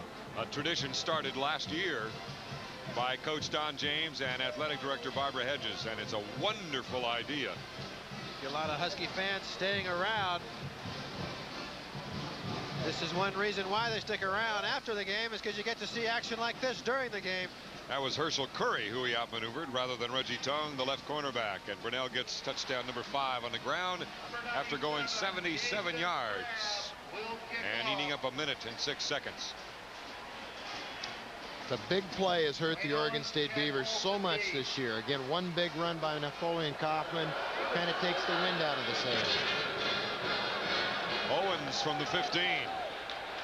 Gets some blocking in the middle and then is spun down by Leif Johnson and Richie Chambers, number 32. Leif Johnson, Mr. Special Teams for this Husky team. A very versatile player, back up at both fullback and tailback. Great special teams coverage man. This time Owens tries to get back to the wedge to the middle of the field. Running sideways, Leif Johnson is going to get you. By the way, Mark Brunell, for the 2nd time in 2 weeks, he's gone over 200 yards passing, and those are the only 2 times in his career that he's done so. His previous high for the year had been 161. Now 2 consecutive weeks, close to 500 in only 2 games. Holford back at quarterback for Oregon State, 1st and 10 from their own 20-yard line. And they give to Willis up the middle. Mark Brunell, who has been such a settling factor, just a good solid leader and a very, very talented young man. One of the nicest young men I've ever visited with. I got to visit with him during one of the it was at a fundraiser for Boys Club, and he was having dinner there, and got to talk to him about a year ago. Just a tremendous young man, wants to coach. If the pros beckon, I'm sure he'll try for that first. Pitch to the left side, and they go to Cameron Reynolds, where he's racked out of bounds. Tommy Smith and the Purple Crew in there to make the stop. Coming up on the 4-minute mark here in the 3rd quarter. These negative yardage plays that Oregon State's finding themselves with the last 3 or 4 series. They'll run 4 or 5 good plays, and then do something that loses 6 yards. As we said before, you just can't gain it back in this offense. 2 steps forward, 1 step back. Absolutely. Tell the Big 8 that. 3rd down and 10. As they bring the wide receiver to the right side. They need 10. And they want to throw. Lewis Jones can't get to Olfert. Now he tries to do a little improvising and is able to gain 3. After he is brought down by Andy Mason. It's a difficult offense to try to run a passing game out of. They have 1 receiver out there. It's either got to be a wide open broken play like Oregon State's had this year. In fact, 7 times I believe Oregon State's had a receiver more than 10 yards open deep and missed him for touchdowns. But if you're going to run successful passing game out of that offense, you've got to do it on 1st and 2nd down, not on 3rd and 15. You're absolutely correct. Colas back to punt with 2 people back to chase the punt down instead of Kaufman. It goes off the side of his foot, but a Beaver bounce as Shelley and Jay Berry were back to receive the punt. Double receivers as opposed to Napoleon Kaufman by himself. A little better coverage just in case they want to try some trickery, right? Line up 9 guys on the line of scrimmage. Make Oregon State think that perhaps you're not going to bring people, then you rush. Damon, excuse me, Chuck, but Damon Huer just came into the game with the 2nd unit offensively. So they are seeing the future, and they have welcomed the young man from Puyallup as they see maybe the heir apparent to the starting quarterback job in 1993. Damon Huer obviously moved up to the number 2 quarterback position with the departure of Billy Joe Hobart, the apparent permanent departure of Billy Joe Hobart. Jay Berry carried on that last play. So Damon coming into this contest, yes, just a redshirt freshman, has passed the ball only a couple of times, 2 for 2. Has yet to rush the ball with the ball. Hopefully we'll get to see number 7 for Oregon State before the day's over, and we'll talk about him when Oregon State gets the ball back again. 2nd down and 6 for Huard and the Huskies. Here's the rollout. He'll try his 3rd pass as a Husky, and it's complete. Good for the 1st down at the 30. Check it, the 44-yard line to Jason Shelley, who will be his receiver next year more than likely. There are some quarterbacks, some people, when they throw the ball, that the ball is just easier to catch. It gets there just as fast, but once it gets there, it just seems to be a little bit softer. Husky fans remember Tom Fleck, something he was very good at, had a very tight spiral, yet it didn't seem to be spinning all that fast and tough to catch when it got there. Shelley with 2 receptions for 56 yards. You recall he had 6 receptions for 76 yards against the Wildcats last week. Here's Jay Berry on the toss sweep. Boy, had a nice seam and got down to the 36-yard line. Rico Petrini, number 49, one of the first ones there.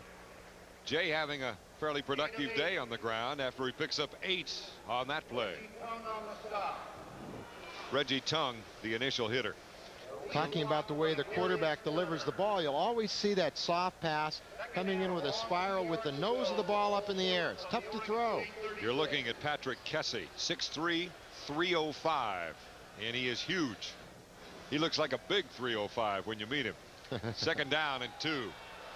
Huard got to hurry. Wide open. Shelley is able to avoid the big hit, and he is brought down inside the 30 for another Husky 1st down. Reggie Tongue and company on the play.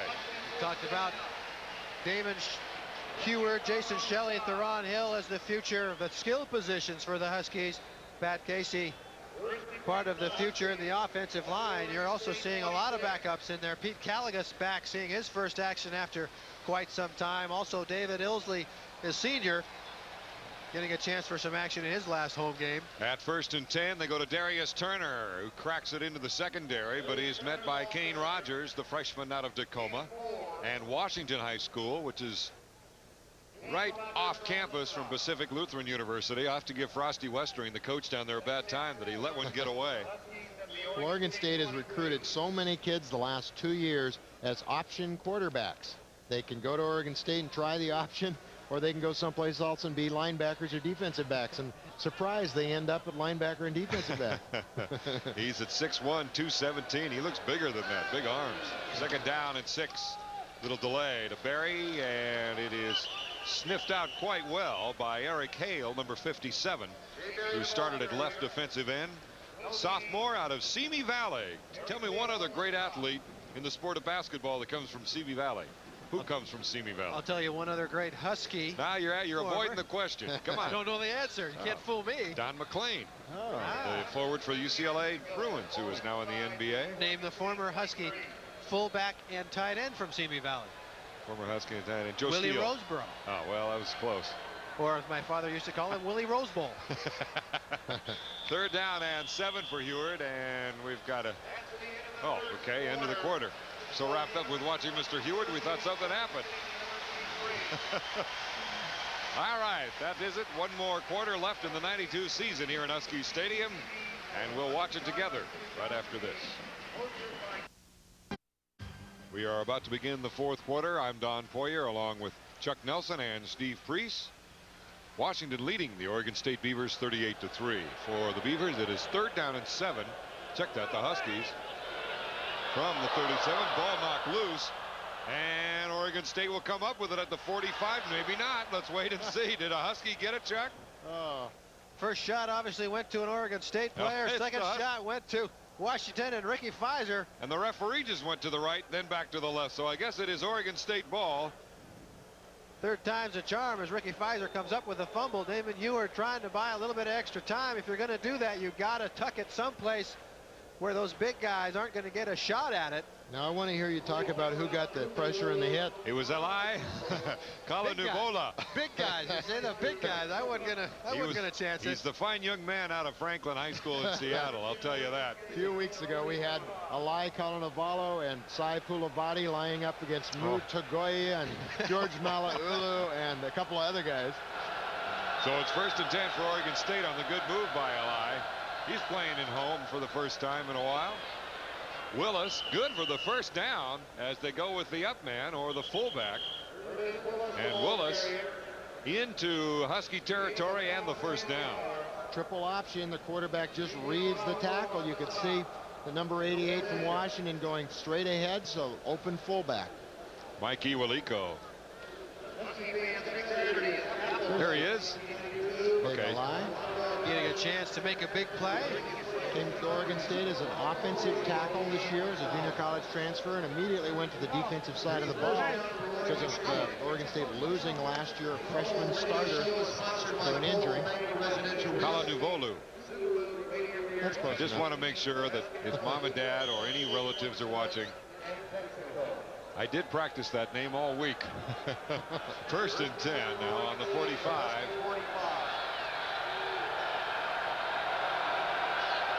The one wide receiver to the near side.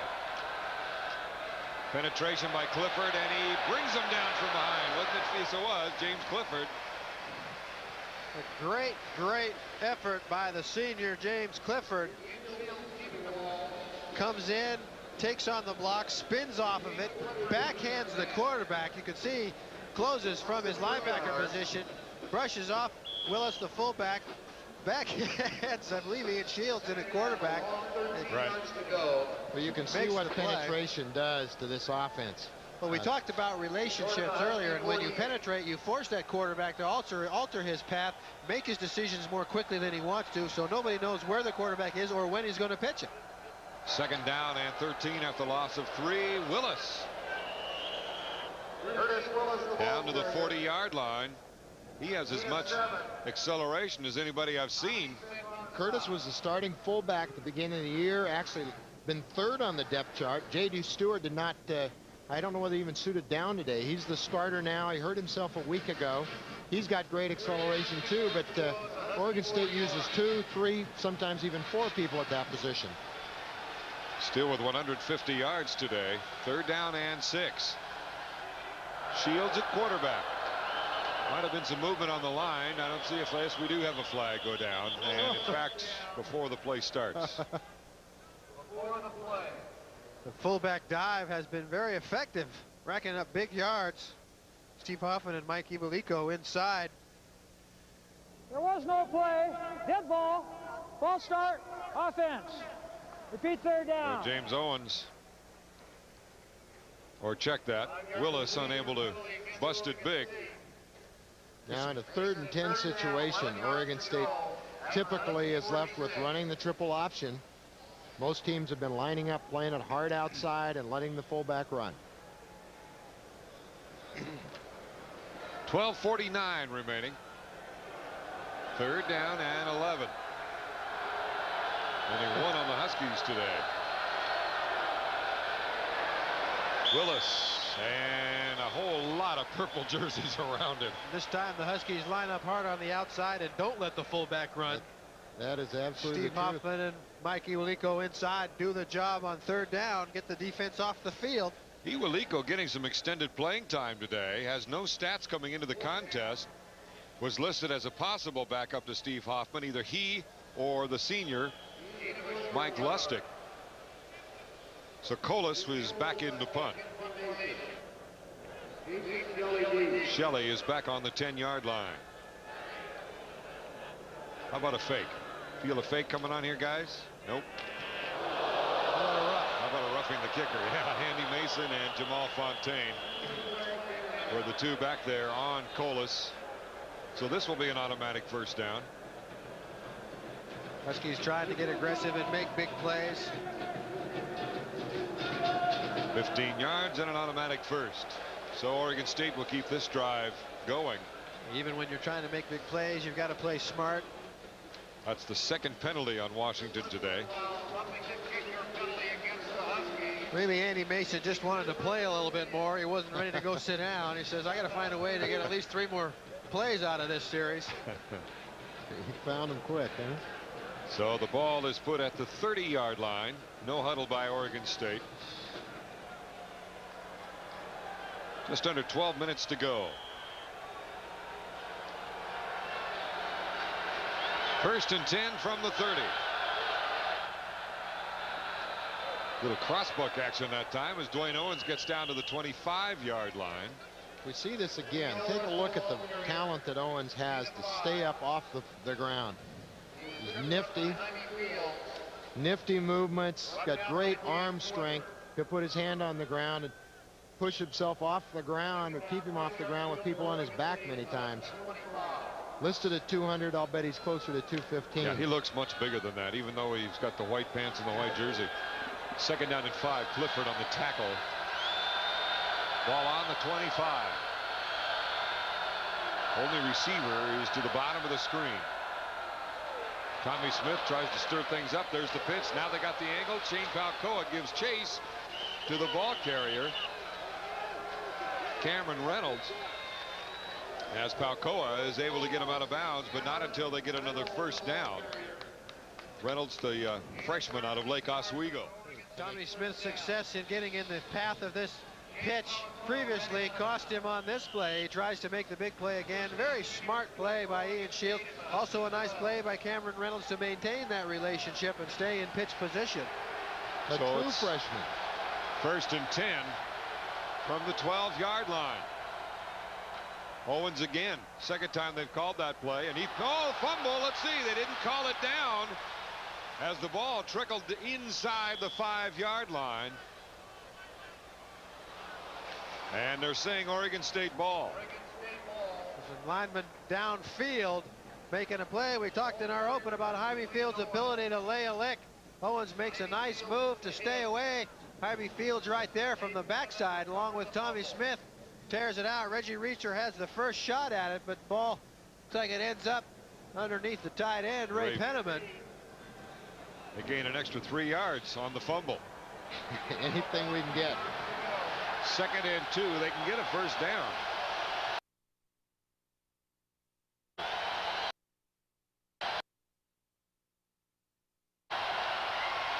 Jaime Fields on top of Shields. Fields on Shields. Jaime coming into this game with that 7 total tackle performance against Arizona. Nice penetration here. You see, he closes so quickly Fields doesn't have a chance to make the decision and get the pitch off. Curtis Willis, the fullback, runs right past him. Fields with 6 tackles today. And is a senior. They're going to miss him as much as anybody. 3rd down and 5 on the loss. Willis short of the goal line, but I believe he has the first down for the Beavers. Great job up front by those inside guys. Jason Downs, Johnny Fenga, and Fletcher Keister doing a great job inside, getting that fullback free.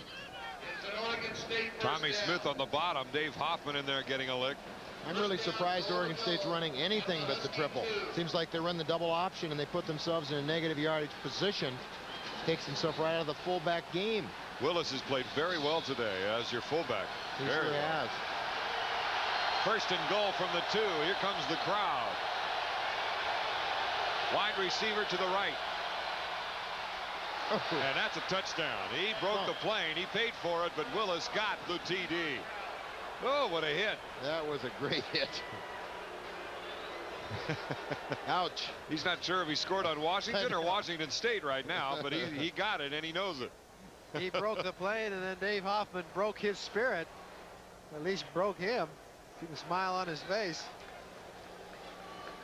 What a couple of linebackers, Washington. And they're both gone after this year. Somehow I figure you'll find a way to replace those guys.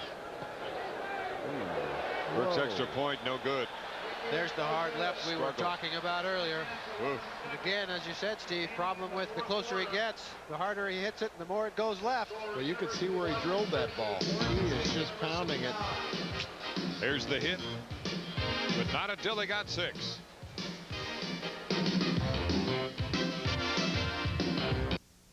As the Huskies are up 38-9.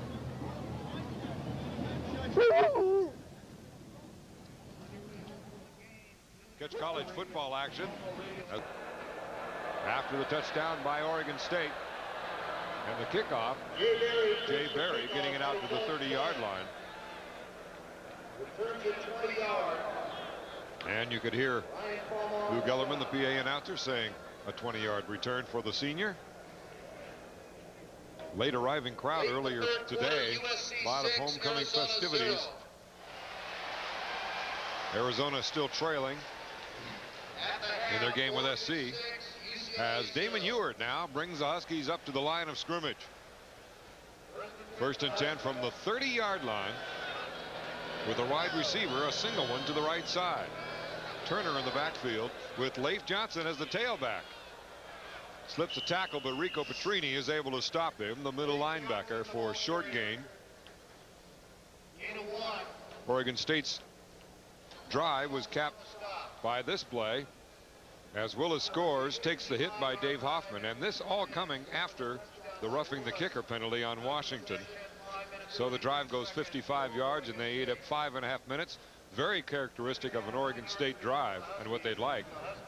That's what they're looking for. Lots of possession, lots of plays. They came into this game with about a 32-minute advantage over their opponents in possession for the year. Ewart wants to air it out, and he's got the run. Hill on the 30. Goodbye. The first touchdown pass by Damon Ewart and the first touchdown reception for Mr. Hill. It's all beginning today.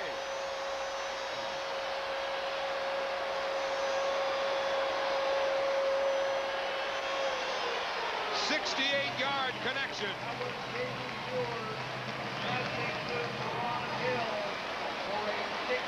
See, the first hug that he gets is from Jason Shelley, his fellow freshman. Whoa, what a future they may have as wide receivers at.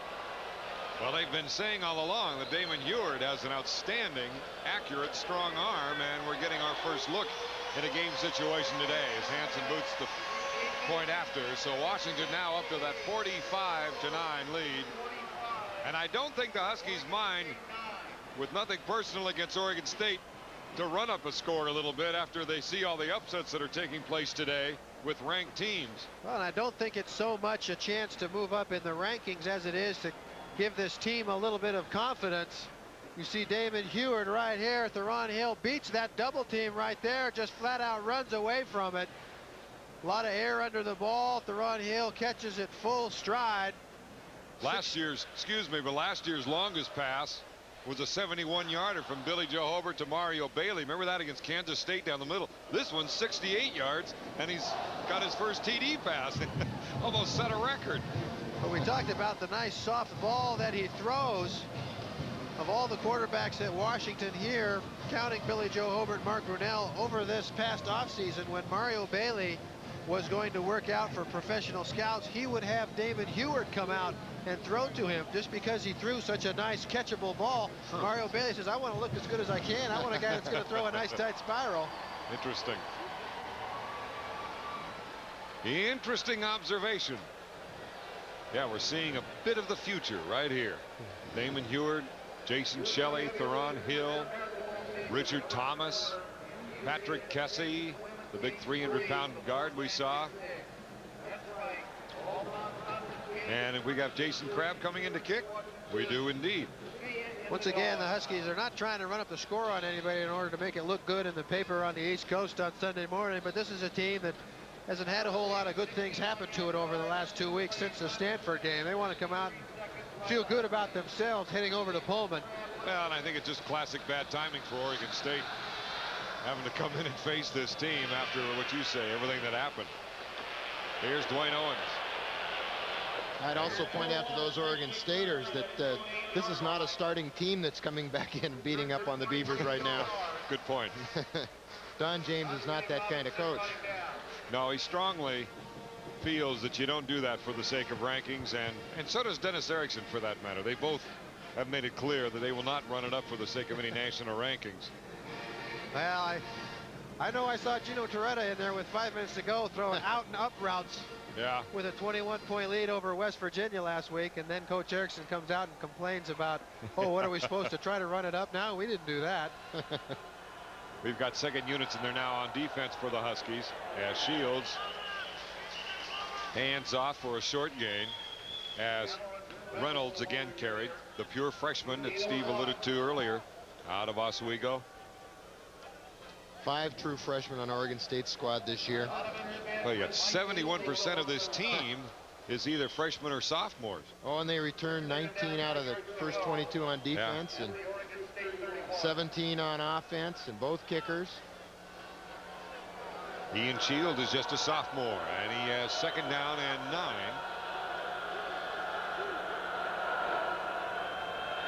There's the pitch to Barry.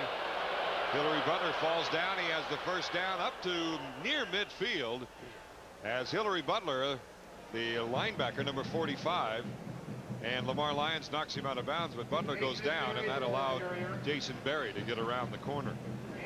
Just a great block on the outside by the running back. I don't know whether that was Chad Paulson or if he'd been substituted, but he took the cornerback's legs out from under him, or the safety left it wide open. Yeah. See Jason Shelley and Theron Hill explaining the Husky future of Husky football to University President Bill Gerberding. This is what it's going to be like the next 4 years here, Prez.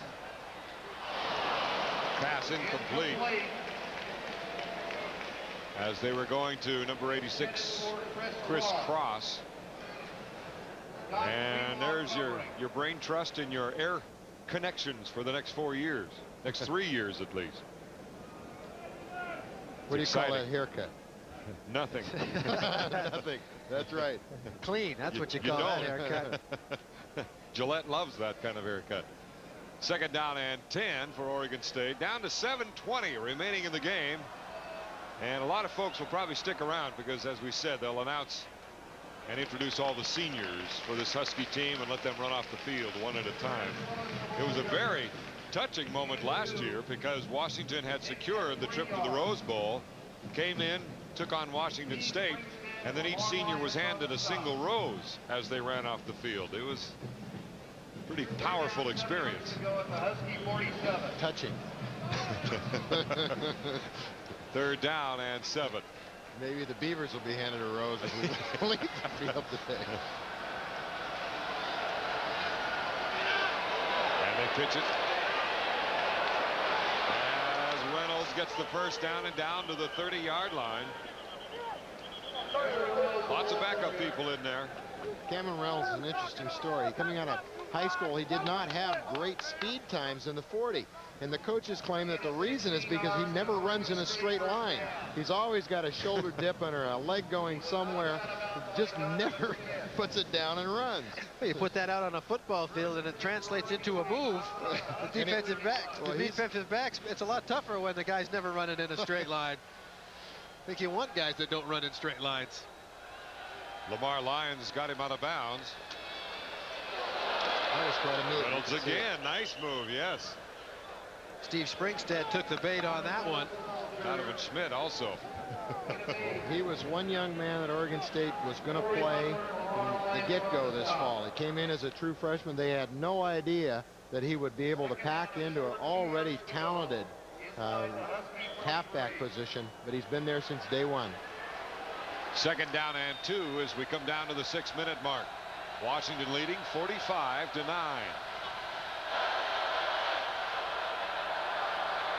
Ian Shields at quarterback. Pitch, and Reynolds is almost brought down. He was slowed up by Scott Greenlaw, number 12, the right corner. Greenlaw behind, normally on the depth chart, behind Reggie Reeser and Walter Bailey. Today he's on the 2nd unit with the suspension of Bailey for 1 game for missing class. Ateka Huckabee, the other player who was suspended. Scotty Greenlaw reminds me of Scotty Greenwood. We want to pass along our thoughts and best wishes to the family of Scott Greenwood, the great tight end and Husky captain in 1978 who passed away this past week after a long battle with cancer.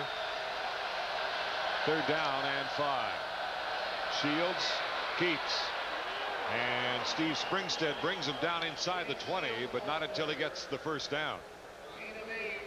So the 2nd unit getting a handful right now, trying to slow this Oregon State offense down.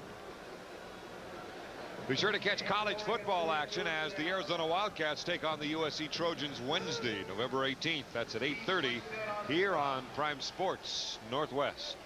8:30 p.m. Pacific time. Don Poyer, Chuck Nelson, and Steve Priest for the final final home game here at Husky Stadium in 1992. That'll give them 13 straight home victories, going over 2 straight years. In 1990 they lost their last home game, that one against UCLA. They haven't lost at home since. 1st and 10 from the 19-yard line, and they give to Young, the fullback, John Young, for a short gain. Springstead, one of the first in there, number 49. As the clock continues to go, you have fast games when you've got the leading rushing team in the Pac-10 on here. Not many incomplete passes. Nope. And actually the number 2 rushing team in the Pac-10, I believe, in the Dogs. But there's a little more balance. That 43 yards a game the Beavers are putting on the board isn't going to rank them very high. 235 yards rushing for Oregon State so far, only 9 yards passing. Washington contrast, 294 passing, 218 rushing. 2nd down and 7. Good penetration by Greenlaw. The pitch around to the outside. As Paulson, he is short of the 1st down. He's to the 10-yard line, needed to get to the 9. Give him 6 yards. Nice job by Jason Berry, the running back for Oregon State. The lead blocker got into Hillary Butler. Hillary unable to get off of the block in time. He was in position to make a play, but Jason Berry stayed into him. That was the talk around the conference early in the year, is how tough it was to defend against the chop block by Oregon State's players. 3rd and 1. And Young gets that and much more down to the 5-yard line. Give him 4 yards. So it'll be 1st and goal for the Beavers with 4 minutes left in the game. Scott Greenlaw out of Issaquah, originally a walk-on, I believe. Given a scholarship after a couple of games this year, it worked his way into the depth and has been a very good special teams player. Now, he's kind of picked it up with Leif Johnson, hasn't he? Those two have been involved in a lot of tackles. Got to make your mark where you can. If you're getting a chance to cover kickoffs, you might as well knock people down. 1st and goal from the 6. Shields getting a little depth. Now he's brought down. Tough pitch. Loose ball. Oregon State has it.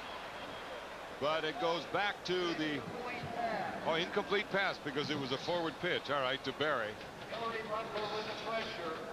Well, you guys are quick. I don't think I've been by guys this fast. Right, right. Great play by Hillary Butler, closing the gap. Russell Hairston gets a case of big eyes with that ball on the ground there.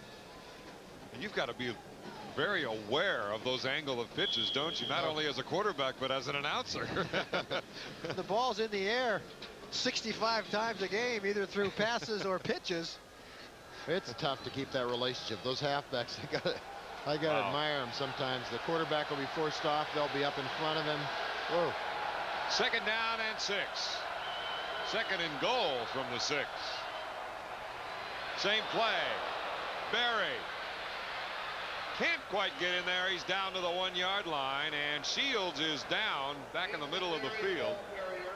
Check Lewis Jones with the hit on the quarterback. Shields. Ian Shields, we talked about trying to deliver a blow on the quarterback even if he pitches the ball. Lewis Jones is assigned to Ian Shields on this play. Forehead on forehead. Shields a big kid too at 6'2", 208 as a rover. Much like Tommy Smith, who's at 212, same height. Lewis will be the man next year. He's only a sophomore, and he started against Arizona State this year. Third and goal from the 1-yard line.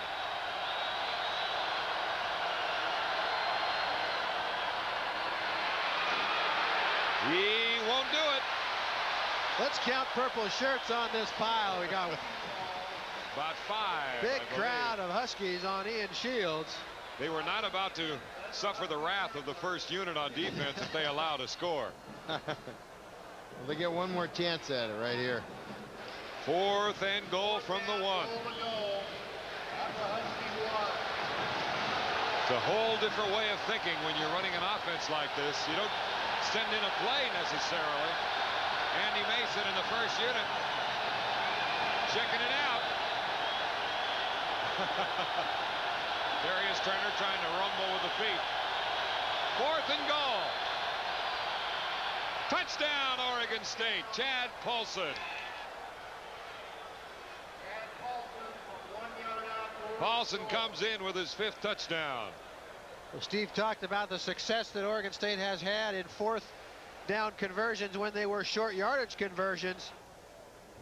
And the vast majority have been this play right here. Second back through, Chad Paulson. Well, we've seen it already once on 4th and short today. That time the lead block on Steve Springstead. Get the linebacker on the ground, left Paulson room up top. Let's see how well we have Colas kicking the extra point now. Pettibone's had enough. This is the first kick for Tim Colas ever at Oregon State as a kicker. He is the normal backup, but there you go. I guess that tells you how troubled Jamie Burke is right now. And we'll be back after a 45-16 score here in Husky Stadium.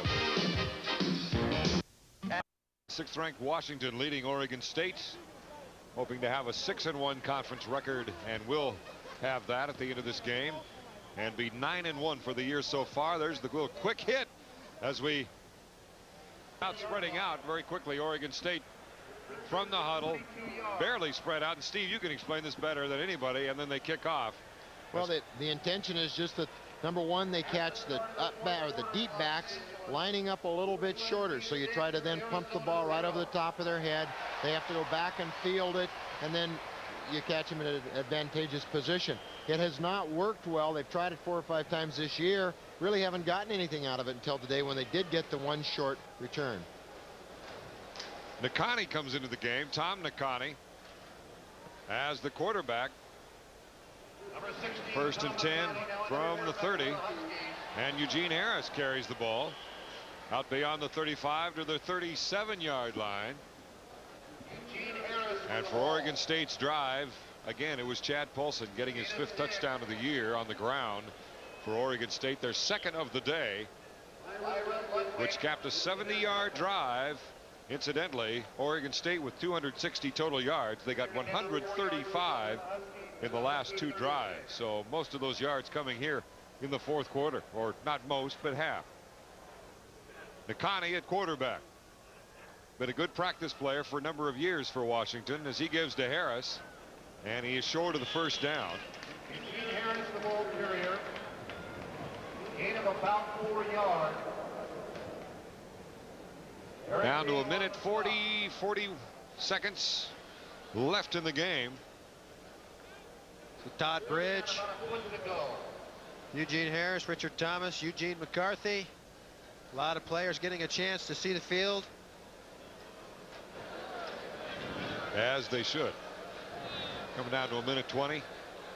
So Washington will now go on to Washington State in Pullman for the Apple Cup, as they'll keep it on the ground to let the clock keep rolling and rolling. I'm sad to see so many fans leaving when they know that the seniors are going to be introduced. Sorry to see that. Well, your game next week should be exciting. That might be a battle royal over there with Mr. Bledsoe and his crew. Especially depending on what they do against Stanford. Obviously, as we speak at this time, we don't know the results of the Arizona USC or Stanford Washington State game. The Huskies, as you are watching this game right now, may be Pac-10 champions, or they may be going to Pullman for a winner-take-all. Some good action by Leon Neal, who was a wide receiver in the depth charts beginning the season, and is carrying the ball as a tailback. After all the injuries to Bino Bryant and Jay Barry, they had to bring Neal in to take some snaps at the tailback spot. A very versatile player, good in the open field, not very big. We may get one more play before the game's over with, as the practice or the scouting team gets some action out there. Good on them. Boy, they put in a lot of work at practice, never to enjoy the games themselves. Neal still rolling down to the 43-yard line. Neal showing us some stuff. Oregon State had a 62-yarder the last play of the game a week ago by UCLA. Leon is only a redshirt freshman out of Long Beach. We told you that he was good out in the open field. You see, he's not bad in traffic either. Pretty shifty, good leg drive. The Husky home season comes to a close. And Don James and the Huskies go to 9-1. And Don is 2-0 against Jerry Pettibone, as Oregon State will now go to 1-8-1 for the year, and will close things next week as Oregon comes into Corvallis. The Ducks against the Beavers, and the Huskies head to the Palouse to take on the Cougars next Saturday. The final 45-16. Back with a final comment. That's it for home games for the Washington Huskies as they defeat Oregon State 45-16. That's 13 straight home games now that they have won throughout the 91 and 92 seasons. So final comments, first of all, from our pal from Corvallis and Oregon State, Steve Priest. No injuries. That's what Jerry Pettibone wanted. And bring on the Ducks. And it was great to work with you guys. Thanks a lot. Great to have you with us. Really enjoyed it. And yeah, good luck in the Civil War now against Oregon down in Corvallis this year. Mr. Nelson, our last broadcast together this year. Any comments? Phew, it's over. 7 home games today, the last one. The Huskies got better today, something that they really wanted to do. They got through it. They also didn't have any injuries. They established themselves once again as a dominant team in the conference, if not to the rest of the conference, then also to themselves. And I think they feel a lot better about themselves than they did a week ago today. And from here, we turn it over to the able hands and voices of Bud Namick and Clete Casper for the Apple Cup. It'll be in Pullman. Chuck will be joining them for that broadcast, and you will see that, of course, on Prime Sports Northwest. For me, that's it. It's time to break out the round balls and start doing some...